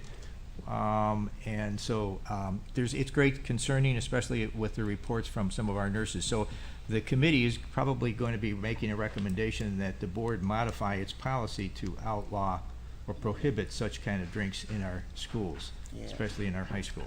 Yeah. So that will be forthcoming. Right. Will you comment, Brandon? I want to go to Ms. Lindsay Oh, and go then ahead. I'm come back to sorry. you, Go Mr. ahead. McBride. Go ahead. So I have a quick comment on this, and then I also have a committee report, so that can wait for after Mr. McBride. My only concern is with the caffeinated aspect. Like, there's a difference between the energy drinks and other sources of caffeine. So I'm just going to ask that when looking at that policy and writing that into policy, that, our high school students may want to access caffeine, and I don't think that should be removed from the school environment to a certain degree. So like if they bring in coffee, I'm fine with it. But like our middle school students, it is detrimental to them mentally. So I'm curious to see what that policy looks like when it comes to the board. Yeah, and Mr. McBride? Well, I think about Michelle Obama's initiative dealing with nutrition. But I just want to say that Mr. Hyde, who was the mayor, who was also the athletic director, I can remember him having 2 pop machines that he operated himself, and the only reason he had the machines in there, he used the money to enhance the athletic department, to purchase rims, whatever, nets, or whatever. But also, I just want to say that we're not the only school that has these drinks that you're talking about. I see it served every day at Zion Benton. So I don't know. I'm just saying if that's what we so choose to do, but I'm just saying we're not the only school that serves drinks like that. Yeah, so I think what we want to do due to time is, like Ms. Hannah is saying, so right now those are the conversations that are coming forward. There'll probably be some type of recommendation that comes from that committee, and then the board can engage in that conversation once we actually see what the committee recommends. So I appreciate that report. yeah, and just let me say this. See, I understand what, just because everybody has them, okay, but we wouldn't be so accepting of it if one of our students had some type of cardiac arrest in the school because of this. And so that there's a liability, a potential liability for the school, but the biggest liability is the harm that it does to an undeveloped body and an undeveloped brain. So yep, I think if there's a recommendation, let the recommendation Wait, come we forward. got Ms. I just have a final ask on that. When the committee is ready to present that language and start to move it Oh, forward, yes, we please have the chair forward it. Yeah. Thank you. And one other question, Brandon. There was a question asked some time back, and I'd just like to know my own self. How many vending machines do we really have in the district? I think somebody brought that up and they never got an answer. I would just like to know myself how many we got. That's a conversation that LeBaron and I had maybe 2-3 weeks ago in our one-on-ones. So we'll come back with that. I also seen soda being sold at the high school. So it's something that Mr. Milton was looking in. So we'll circle back with you all and let you know that. Yeah. I just wanted to add for clarification, the proposal is not suggesting to get rid of vending machines, it's just to replace with more nutritional options so that those revenues are still going to the source. That's what I'm hearing. Liquid I want to death. know what the source is. No, I'm just clarifying because of the other comment of that's where, like, they put vending machines out to fund things. And so the recommendation is not sounding like to get rid of them, it's just to replace for healthier options. Right. Ms. Lindsay, committee report. Yes, so I just want to throw the reminder out there. I know there was a text message that hopefully went to our families' phones for the next PTAC meeting. And just as a reminder, that's this coming Thursday, the 14th, at the Welcome Center at 5 p.m. There is a virtual option available as well, so we recommend that families engage in these meetings so that we can help make sure we're doing great things for our kids. Perfect. The only committee reports I have is we've been meeting as Capital Improvement Committee. One of the things that I'm excited about is the addition of a rubric, right? So as we evaluate and have to make tough decisions on what projects come forward, there's been a lot of consideration and conversation at the committee level on some type of rubric to evaluate those projects. So when the recommendations come to the board, it's not just like this one or impacts my school, but there's actually thought around whole criteria around that. So I appreciate Deputy Moulton and the team for taking a crack at that, and appreciate the dedication of that Capital Improvement Committee. Delegates report. I'm gonna go ahead, Ms. Just Anna. quickly. Okay, I haven't heard from anybody in reference to any resolutions or how they want me to vote on any of the resolutions, we still have time, okay, because Next Thursday. When is yours? You go early, don't you? No, Saturday morning. Oh, they The still Saturday. doing it during the conference? I thought Oh, they yeah, no. Remember because you guys missed so much of it. They had talked about changing it No, so that it would come down. You guys would come like on that Thursday, the day before it started, Yeah, no. and vote. So It's they kept still- it it's during the still on- conference. It's still on Saturday Excuse me, morning. Board President. And, I believe our student board member had a concern regarding the last topic. I didn't want you guys to see. No worries. Thank you. So my question was, what items like from the vending machine are you guys like taking out, and what items are you guys willing to replace them with? Other than like healthier like items, like what type of drinks are you guys like willing to replace it with? I can't answer that right now, but when we go back into our committee meeting, we will be sure to ask that question, get some clarification, and make that, give that communication to you as our student board member. Thank you for asking. Thank you. Point of clarification. So are we able to fold our student board member into that conversation so that we have student voice as part of it? I'm not the chairperson, so I can't. Yeah, say. I mean, if she, I would say reach out to the chairman. If you guys don't have a student voice, it may be a good recommendation. We also, maybe work with Mr. Alexakis, because I know even from our food service provider, there's already a group of students that meets to also give input as it relates to cafeteria items. So it may already be a group to exist. Okay. But I do want to, from a what do you call it? Not even teachable, but legislative priority, right? So the board would pass the policy, right? And the policy may say, for example, we're limited the amount of soda, or there's only an acceptable amount of caffeine. That wouldn't determine, because the board wouldn't choose. Like, we don't go and say, put this in the vending machine, put that in the vending machine. Don't do that.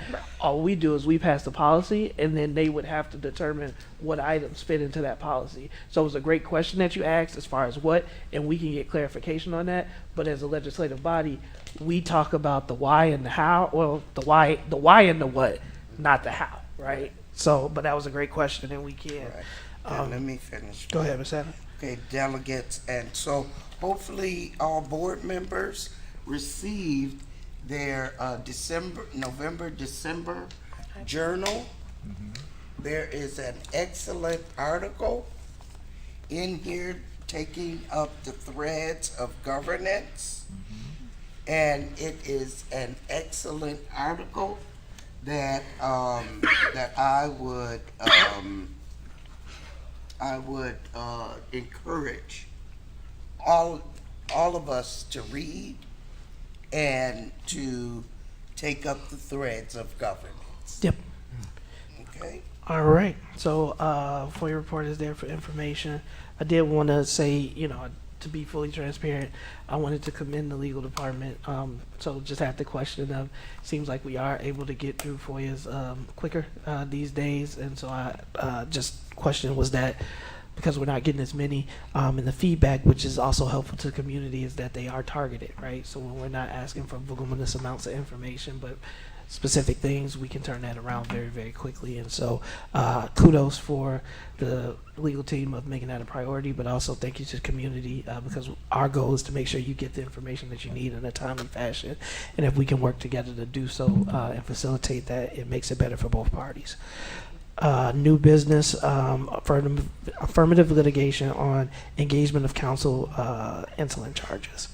If you read the recommended action, Superintendent. It is recommended that the Board of Education approve the resolution authorizing the district joining multi-state litigation to recover damages arising from the cost of insulin charge to self-insured health plans, and authorize general counsel to sign an engagement letter with Forensic Law Group as a district legal counsel for this matter. Motion to approve. Can I make one clarification? It's the France, F-R-A-N-T-Z Law Group, not Forensic. Thank you. I just seen the R. Yep. Thank you. Go for the ahead, correction. Mr. Riddle, with a motion. Yes. Motion as amended. Second. Seconded by Ms. Fabian. Any comments or questions on the motion? All I'll say is this is a good thing. We've had success with these type of litigations before, and so you know, there is no fiscal impact to the district at this time. And wait, is this like for employees? This is to address insulin costs through the district's self-insured health plan, so it would be employees Right. from that angle. Right, okay. Thank you, Ms. Hannah. All right, roll call. Mr. McBride? Yes. Ms. Fabian? Yes. Ms. Gonzalez? Yes. Mr. Riddle? Yes. Ms. Hannah? Yes. Ms. Lensing? Yes. President Ewing? Yes, item approved, motion carries. Now we're at item 20B, which is conference travel discussion. The hour is 8:52. I'll kind of intro the topic and then kind of mention why we had a discussion topic. I'll let Ms. Gonzalez speak to it because the board, I don't think in its entirety, have seen the draft resolution that you passed, but that way we can get some feedback if it needs to be modified and bring it back for a first reading. The board did receive it then? No. No, we did not. No. Yep, so I wanted We haven't feedback, seen it. which is why we're not voting on anything. It's Right. a discussion. So the item was asked to be discussed. It came up multiple times as far as conference travel. So the recommended proposal from Ms. Gonzalez is to restrict or reduce travel to 2 conferences. Is that correct? The only conference that I'm recommending the Board of Or Education. not for the board, just as it, because I know it addresses the board, but also Oh, it staff. was just for the board. Oh, just for the board. Just to start. Because I think we should govern ourselves in this manner, and then if we want to restrict travel for the rest of the district, to do that after. So my recommendation, or what I wrote, basically states that the one conference that we attend every year is Triple I, or the one that they host in Illinois. But if any board member is wanting to go to another conference, that they have to create a memo, and the memo requires that 3 things be met: that the travel is limited to the state of Illinois, and if there's like a rationale or like a defense of why you're going out of state because it's not in Illinois, for that to be clarified in the memo. The second thing is to clearly link how we benefit as a board member from attending the conference. And then the third thing, I think I said, to ensure that the conference is geared toward policy making instead of, you know, a lot of time sessions will be about the superintendent's role or like deputies' roles or legal counsel, and to really just hone in on, you know, the things that we need to focus on as board members. And if that is not clearly stated, or for whatever the board wants to make an exception, that the board has to vote in consensus for the person to attend the conference. So there was a whole bunch of things in there. Yeah. Go ahead, Ms. Lindsay. My initial response is the board has consistently participated in the CUBE conference as well, and that's held all around the nation. And it does directly pertain to demographics similar to ours, and it goes over key aspects for how to conduct yourself as a board member, how to be more effective as a board member with this lens of urban communities. So if we want to limit, I think that should be included, the CUBE as well as Triple I. And I agree. I think if it's not within our lane of addressing policy, then we need to stay in our lane and encourage opportunities that would be more appropriate for administration or district staff that they go to as well. But it should be lane focused. My concern is adding in CUBE because that's something that we've done and it's been very beneficial. Ms. Fabian. So a couple of things. We already have a travel form that we utilize for our employees, our staff. So I was thinking instead of doing a whole board memo, but using similar process, right? Where it has all those components that you said, and then we're holding ourselves to the same standard that we're holding our staff, because then we're itemizing out our budgets, and we're doing the rationale, and we're putting the dates in and all of that. So I don't have a problem with filling out a form. Where I have an issue is limiting, and limiting to policy, because a lot of the things that we vote on budgetarily, right, are curriculum and different strategies.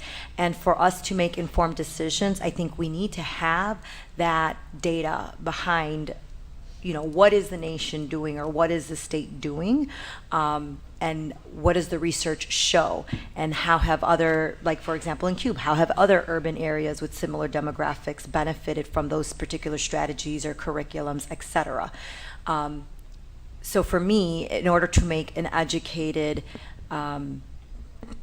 vote on something that we're approving, I think we do need to have some sense of where the nation is going, where the nation has been, or where the state has been as it relates to our demographics, or something that we're considering, right? So I don't think we should just limit ourselves to policy, because I think we do need to understand where our teachers are coming from, where our admin are coming from, because they have a short presentation that they do, and sometimes we don't capture everything that really entails or is going on behind their thought process.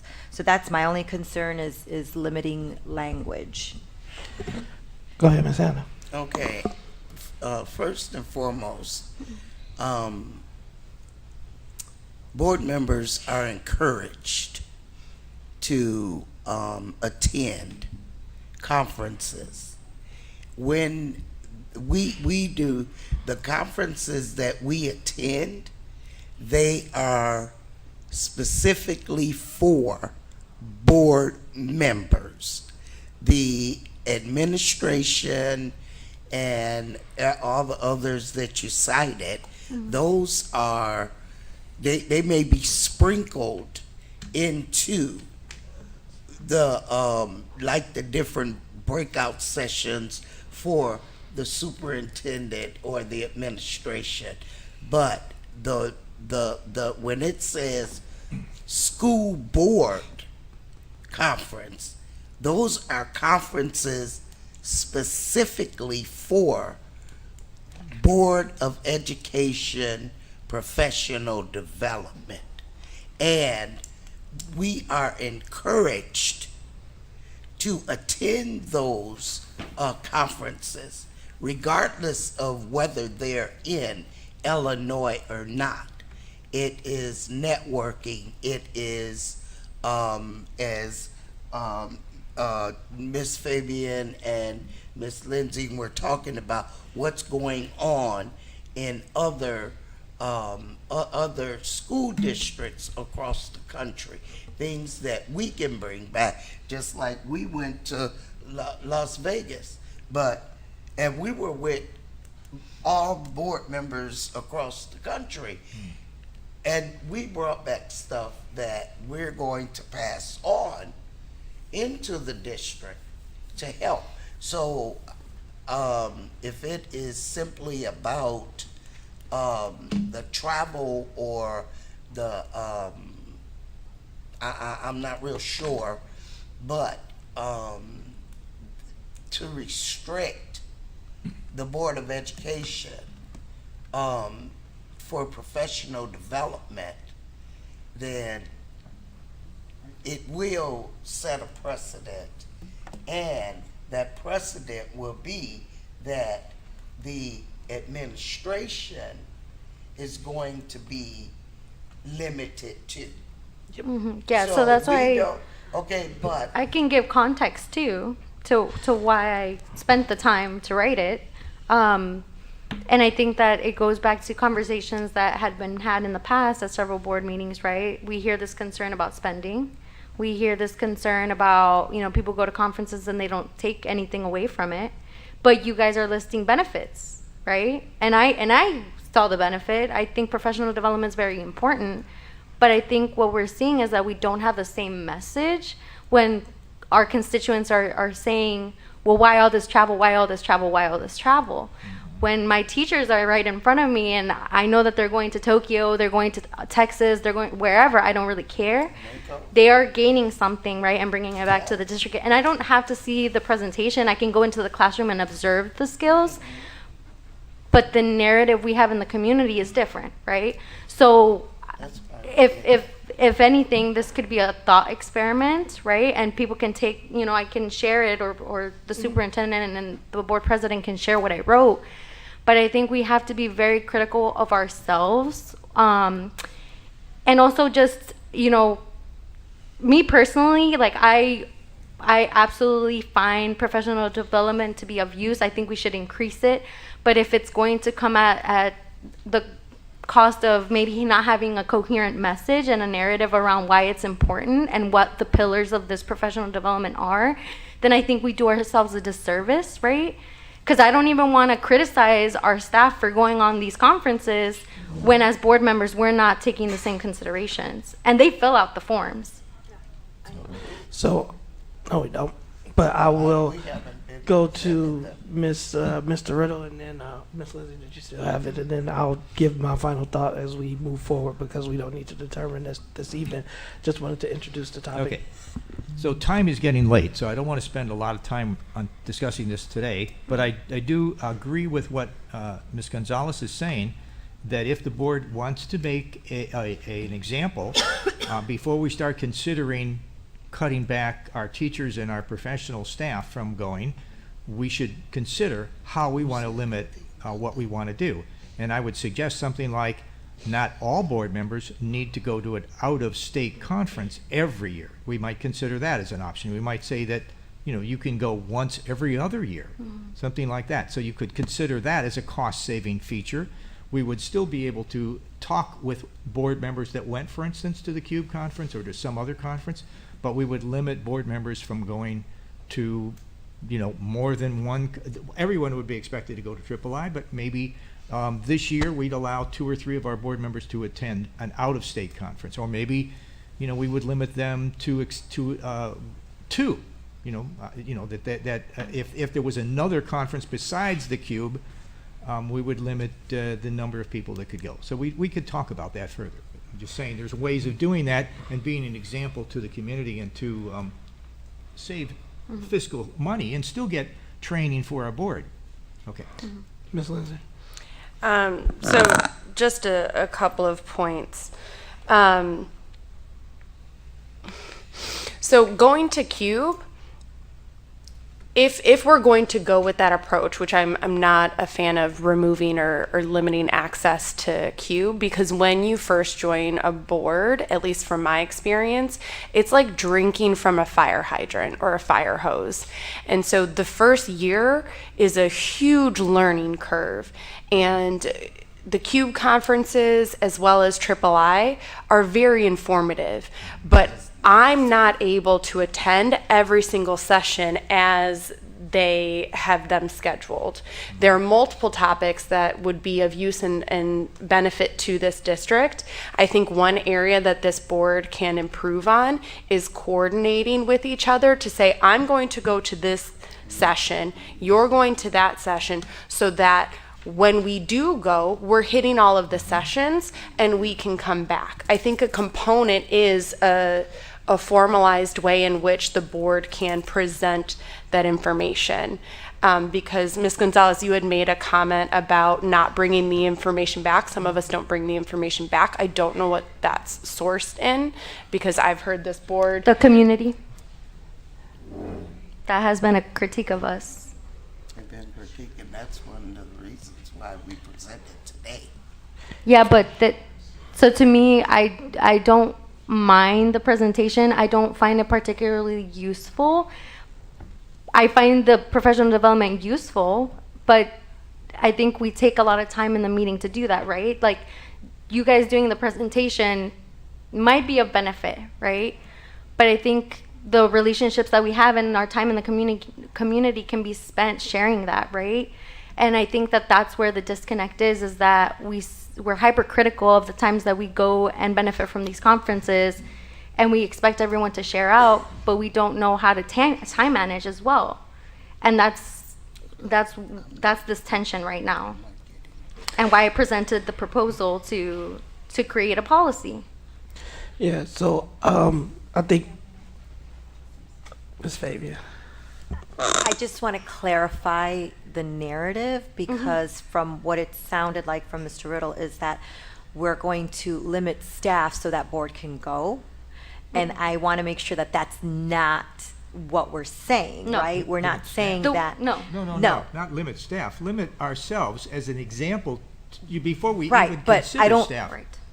Put some kind of limits on ourselves, whether that's attending. And that's what I'm saying. I want to That's all clarify I'm that saying. because it sounded like we're limiting staff or we're saying no to staff so No. that we can say yes to us. So I No, just want to limiting ourselves clarify. first, putting some controls on what we do. Right. So that we can model and then maybe discuss how we want to put some restrictions on staff, whether they could attend 1, 2, or 3 conferences out of state per year. So it's a discussion that we could take place so that we are seen by the community as using the money effectively. And being it's limited responsive. funds. So that's one. And then the second part of it is exactly what you said, Adriana. Presentations take up a lot of time. I think it's something that we've asked before is not so much the presentation, is when they come up to present a strategy or a curriculum or something that they've learned from a conference to say, hey, this is from that conference so that Refer back people to then it, see that something is coming out. And I know Mr. McBride has done that in the past where he's come back, brought things from a conference and said, hey, I would like to discuss this idea because I've learned it from the conference, right? And maybe that's where the narrative needs to get cleaned up, that we should be highlighting when we come up with ideas. It's because I heard it at this conference, because I agree. Not everybody's watching the presentations, but they're looking at our movements and what we're doing. So I don't oppose on us having to do a travel request form to clarify why we're going, or what our focus is in going. I think my frustration, sorry, Board President, I think my frustration is that we can communicate this out when we're out and about in the community. I have requested that we have town halls and more opportunities to have these conversations where I'm not saying the same thing to 50 different people, but I can say it one time. That's also time management. And it's been shot down by the board. People didn't want to do it. I've offered ideas on how to make these meetings be more efficient so we can ask questions via email and have it posted, and that also wasn't supported. So it's really frustrating for me to hear that we should be doing it out about in the community when we are not willing to set up structured ways in which we can do that outside of talking with the constituents that we see here and there. That's all I'm going to say on the topic for tonight. Yeah. My comments. Oh, go ahead. Go ahead, Mr. McBride. No, I'm gonna let you see what you got. I can wait. My comments are simple. I do believe that every time that we see conferences come up for staff members, there's consistent and constant questioning. We also did raise a legitimate concern that we wanted to make sure that the same individuals, whether they be administrators or teachers or whoever, were not going to multiple conferences. And so from the Board of Education, I also think it's fair. When I joined the board, I was told I could only go to 2, right? We then... Who said that?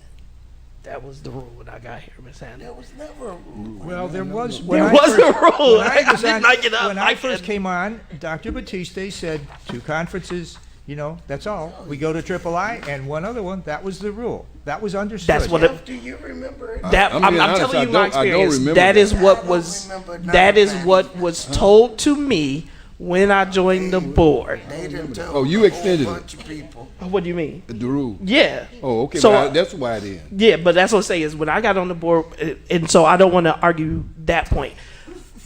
But I was. So having 2 is to say, hey, maybe you do want to go to Cube, right? But what if I don't want to go to Cube and I want to go to, now we have 2 state conferences, right?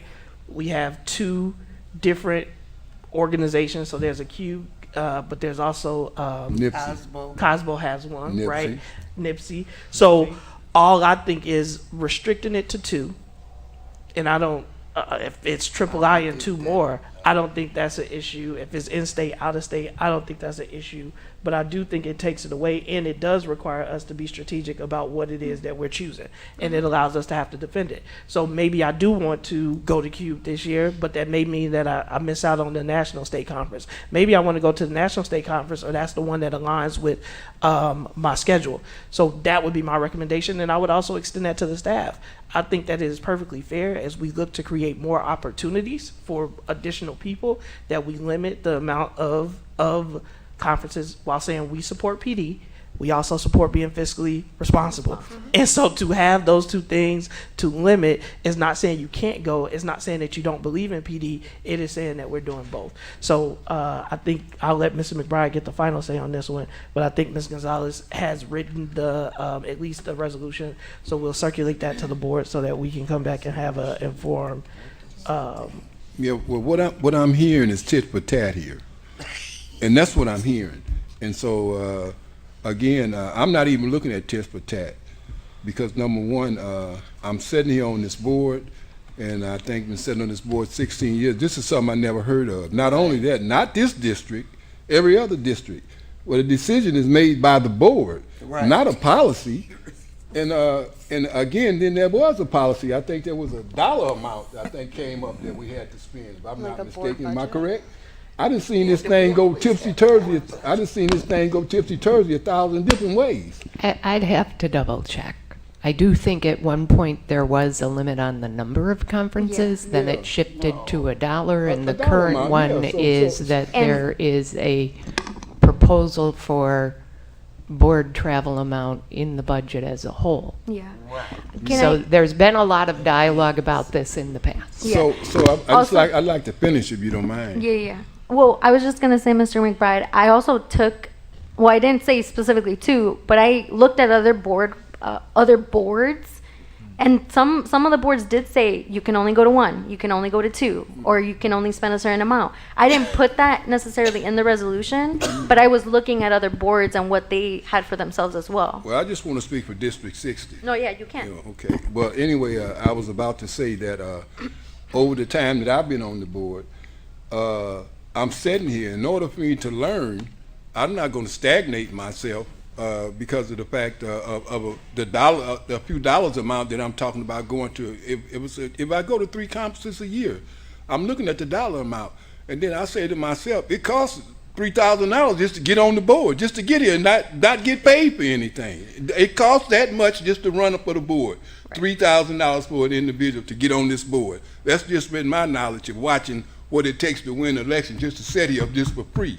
So I'm just saying I'm not going to discredit myself from going to learn, all because of the fact of a few board meetings that we had dealing with the public of concerning what we're talking about right now, and that's how we got to this point. But again, like I said, if I have to make a decision, I'm not going to limit myself as opposed to going to conference. As simple as that. That's where I'm at. Yep.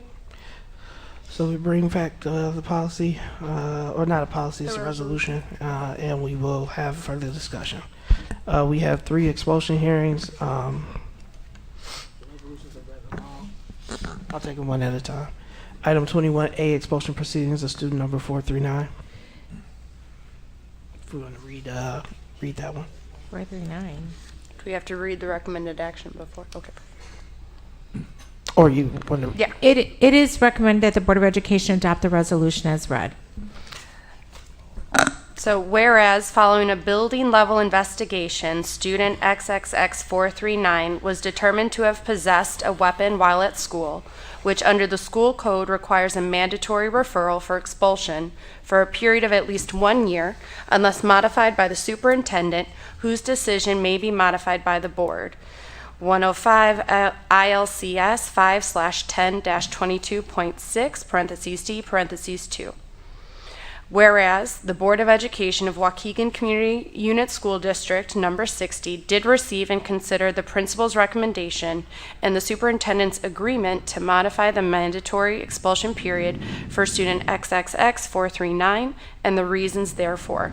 And whereas the modification proposed is in the best interest of the district and the student, and based on a totality of the circumstances, supports the maintenance of a safe school environment free of disruptive influences, which can be a distraction to learning while continuing to hold the student accountable for the student's conduct.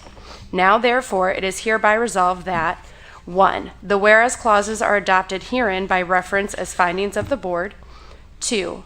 The board concurs with the superintendent's modification of the mandatory minimum expulsion period to 3 days of out-of-school suspension, the days already having been served, and an individualized safety plan. 3. The superintendent or the superintendent's designee is to notify the parents of student XXX 439 in writing of the board's determination within the next 5 school business days. 4. This resolution is effective upon approval by the board. Mr. Riddle, I make a motion to approve the resolution as read. Motion. Second. Seconded by Ms. Fabian. Any comments or questions on the motion? Roll call. Mr. McBride? Yes. Ms. Fabian? Yes. Ms. Gonzalez? Yes. Mr. Riddle? Yes. Ms. Hannah? Yes. Ms. Lensing? Yes. President Ewing? Yes. Item approved. Motion carries. We have item 21B, expulsion pending, number ending in 969. Okay, I have that resolution. Go ahead, Mr. You want to just read it? Yep. Okay. Whereas the Board of Education of Waukegan Community Unit School District 60 did, through its hearing officer on October 28, 2024, hold a hearing concerning possible expulsion of student number 696, herein called student, and receive and review the resulting and hearing report. And whereas the evidence taken at said hearing shows that the student has been found guilty to have committed the act of physical altercation level 2, which is in violation of the rules and regulations of the school district and the school code of Illinois. And whereas other available and appropriate behavior interventions and or discipline were offered and or provided to the student and have been exhausted. Now therefore it is hereby resolved that 1. Whereas the whereas clauses are adopted herein by reference as findings of this board. 2. The board additionally finds that it is in the best interest of the district to remove this student from the educational environment at this time because the student's continuing presence in school would substantially disrupt, impede, or interfere with the operation of the school. The severity of the infraction demonstrate the student's continuing presence threatens school staff and students. 3. The student is expelled, herein held in abeyance, effective November 13th, 2024, from attendance at said Community Unit School District 60, Waukegan Public Schools, for the remainder of the 2024-2025 school year and all of the 2025-2026 school year, with the opportunity to reinstate at the end of the school year 2025-2026, contingent upon successful completion of an alternative placement with the Regional Office of Education, alternative placement. The duration being warranted on the basis of the severity of the act of physical altercation, level 2, the student's role in the incident, and the foreseeable disruption arising out of the student being allowed to remain in school, and the message that it sends to other students about the safety of the school and the seriousness of prohibitions against fighting. 4. Should this student fail to regularly attend or otherwise be removed from the Regional Office of Education program prior to the end of the disciplinary period, the expulsion will then go into effect immediately for the remainder of the expulsion period. 5. The student additionally is prohibited from being on school grounds or district property or participating in or attending school activities for the duration of the period of the expulsion, absent specific written permission of the building principal, wherein that activity or event is to take place, and for good cause is determined by the principal in consultation with the Director of Student Outreach or the Director's designee. 6.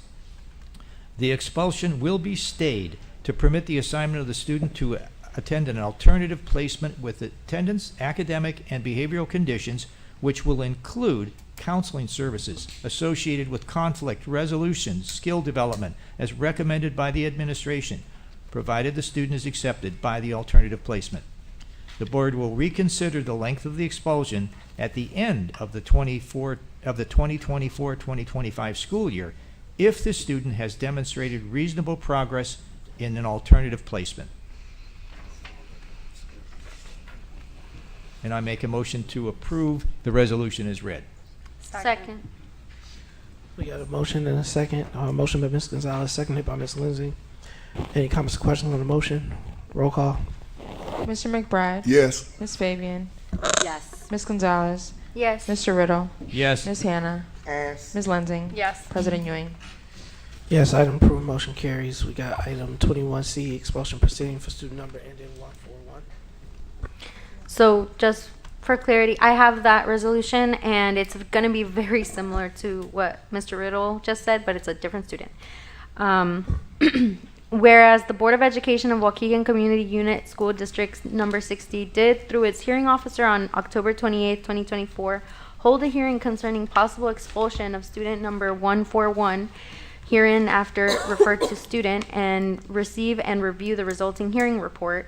And whereas the evidence taken at said hearing shows that the student had been found to have committed the act of physical altercation level 2, which is in violation of the rules and regulations of the school district and the school code of Illinois, and whereas other available and appropriate behavioral interventions and or discipline were offered and or provided to student 141 and have been exhausted, now therefore it is hereby resolved that 1, the whereas clauses are adopted herein by reference as findings of the board.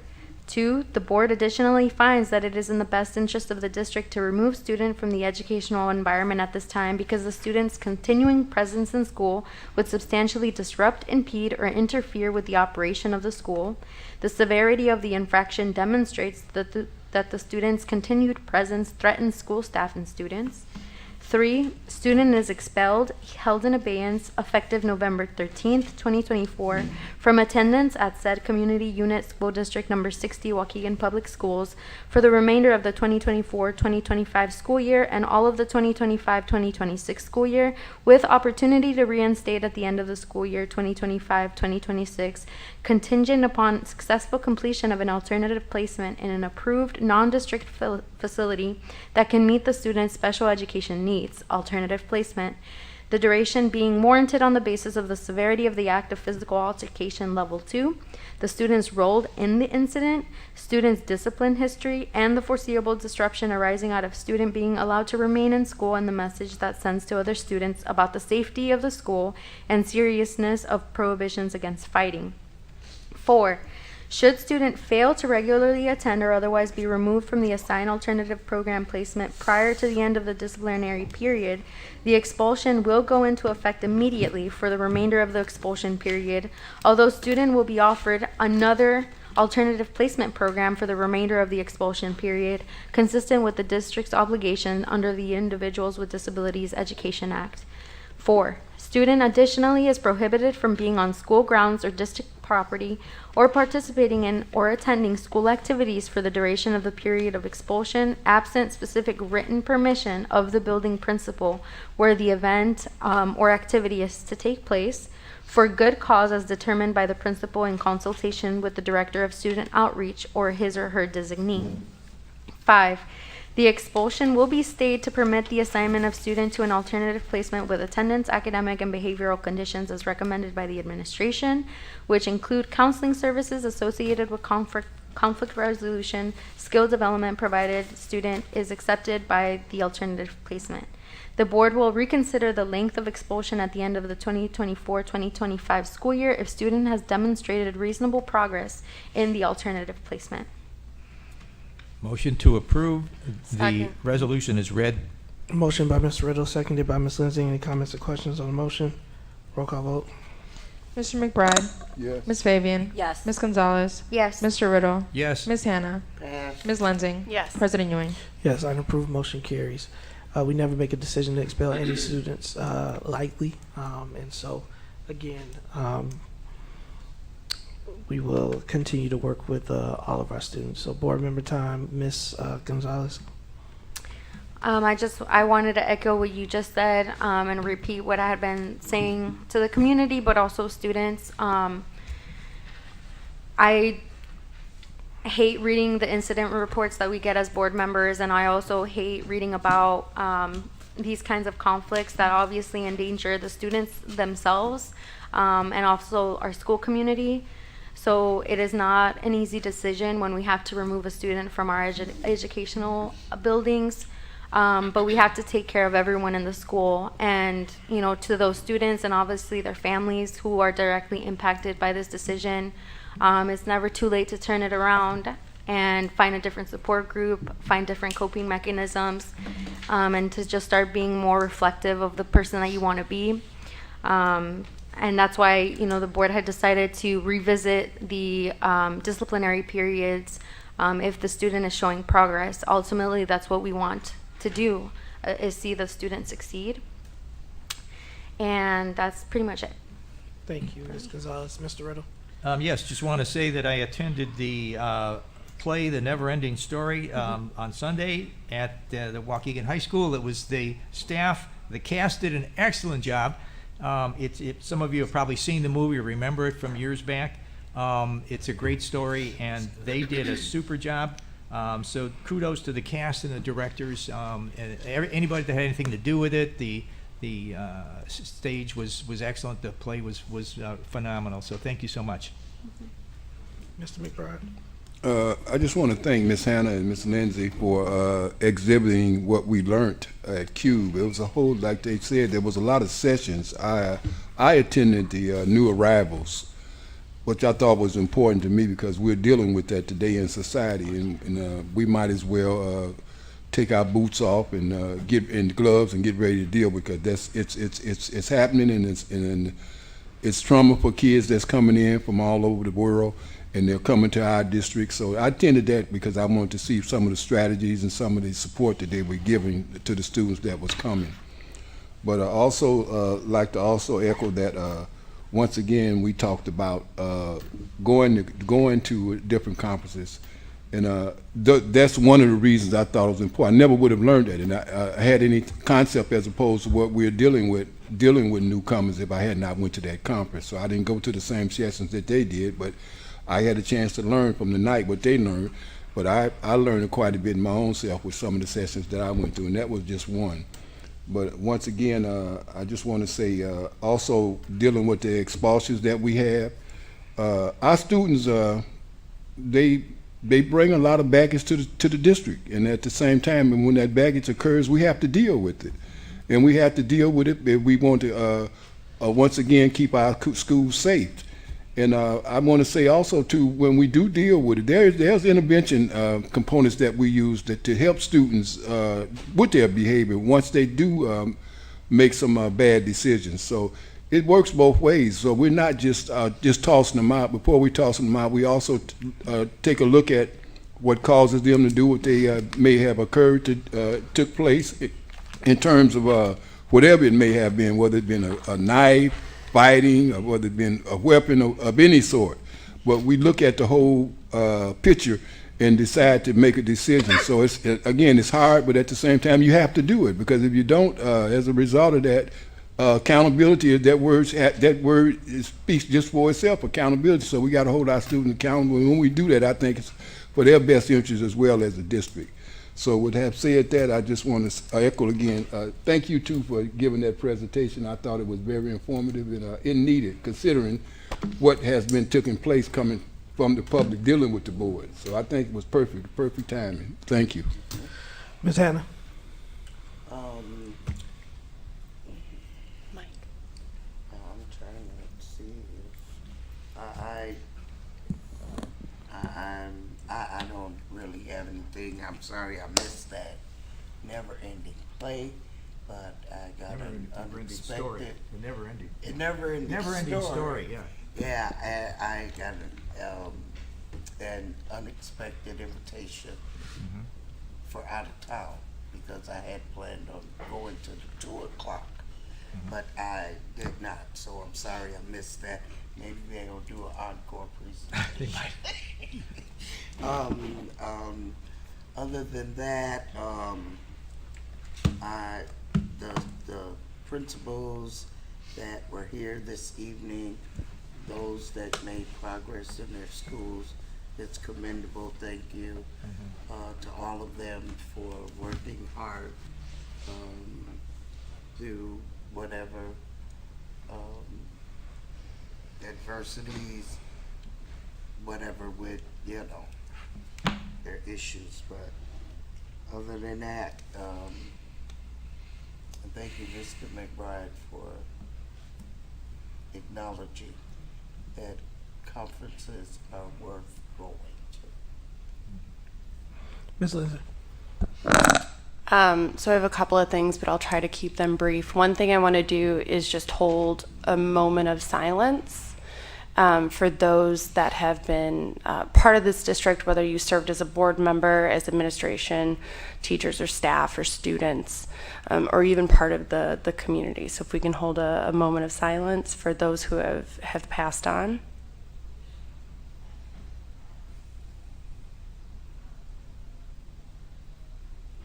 Thank you. I also want to recognize Veterans Day. That was yesterday. We do have a lot of staff within our district that have served our country, as well as those in our community, as well as students who are looking to serve our country in the next year and beyond. We do value your service, and we appreciate that those individuals are sacrificing themselves in many ways, if not just with their life, but with their time, to make sure that we are upholding the values of this country that we need to be upholding. I also went to the Never Ending Story, so I echo a lot of the sentiments that have been shared already. I will say, just with that story being so encompassing in terms of building a world, I think the set design and the costumes were fabulous to accomplish so much with limited resources compared to a movie budget. So excellent job to everyone. And then I do appreciate Mr. McBride's comments around the expulsions, because he's right. We do have a lot of, as a district, supports in place to help these students, and accountability is a big factor in learning. When you're not held accountable for your actions, then you are given an invisible pass to continue to do so. The last thing that I want to bring up is that if you agree with the recent presidential election results, if you disagree with the presidential election results, I want to make sure that this community remains respectful of each other. There have been a lot of spikes across the nation, some close, some not so close, where individuals are spreading hate or using language such as "your body, my choice." That's not tolerated in Waukegan or in District 60. We only have control over District 60. So if you are hearing such language, if you do not feel that you can intercept or address it yourself, please reach out to someone, because again, that type of behavior will not be tolerated. Thank you. Miss Fabian. I as well want to give out a thank you to our vets, and also it is Psychology Week, so thank you to all of those that serve the needs of our students within our district, but also outside in our community. It is a much needed resource. And then also it is Youth Hope Awareness Month, which formerly was Youth Homeless Awareness Month. Sorry, Youth Hope Awareness Month. It used to be Youth Homeless Awareness Month, and they changed it to Hope for Homeless Outreach, Prevention, and Education. And so I encourage everybody on Thursday to wear green, because it is National Wear Green Day, to give voice and awareness to the cause. On that date as well, our DL department will be presenting on Social Security benefits for children and transitional students, and that process is very difficult to navigate, as I am learning myself. So there are very beneficial resources that they will be sharing, 6:30 in English, 7:30 in Spanish, via Google Meet. So please stay in touch with our social media so that you guys can be aware of when these activities are occurring. There's also some high school transformation sessions coming up November 21st and December 3rd, 5:30, Washington and Brookside respectively. So again, please be in constant communication and update your emails and your phones so that you are receiving this information. And then just to touch a little bit upon CUBE. Sorry, the night is just so I know. late. But I do want to also say that CUBE was also very validating because there is a lot of good work going on in Waukegan. As we were listening, I know Mr. McBride and I were in one session when we were listening, and the whole time we were going, well, we already do that. We've been doing that. And so there are a lot of districts nationwide that are just starting to use some of the strategies that we have been doing and that we have been doing successfully as shown on our report card growth. So I think going was also very validating for us to see that Waukegan is ahead of the curve in some areas. And then again, with the report card, great work and just highlighting it's not all doom and gloom. We do have some great movement, upward movement going on, and our students are doing great. And thank you to all our staff members who support our kiddos every day. Yeah, Well so said. I'll be brief. In light of the recent election, we understand that many in Waukegan Public Schools community may feel concerned. As a school board, we remain steadfast in our commitment to ensure that all families receive access to a high-quality education, and we will continue to support every student and family with equity and dedication. So I thank all of my board members for the discourse and discussion this evening. We do need to go back into closed session under exception C11, threat and actual litigation, and exception C21, approval of previous closed session minutes. If I can have a motion. Motion. Motion by Mr. Riddle, seconded by Ms. Lindsay. Roll call. Mr. McBride. Yes. Ms. Fabian. Yes. Ms. Gonzalez. Yes. Mr. Riddle. Yes. Ms. Hannah. Yes. Ms. Lensing. Yes. President Ewing. Yes, if we can meet downstairs as soon as possible.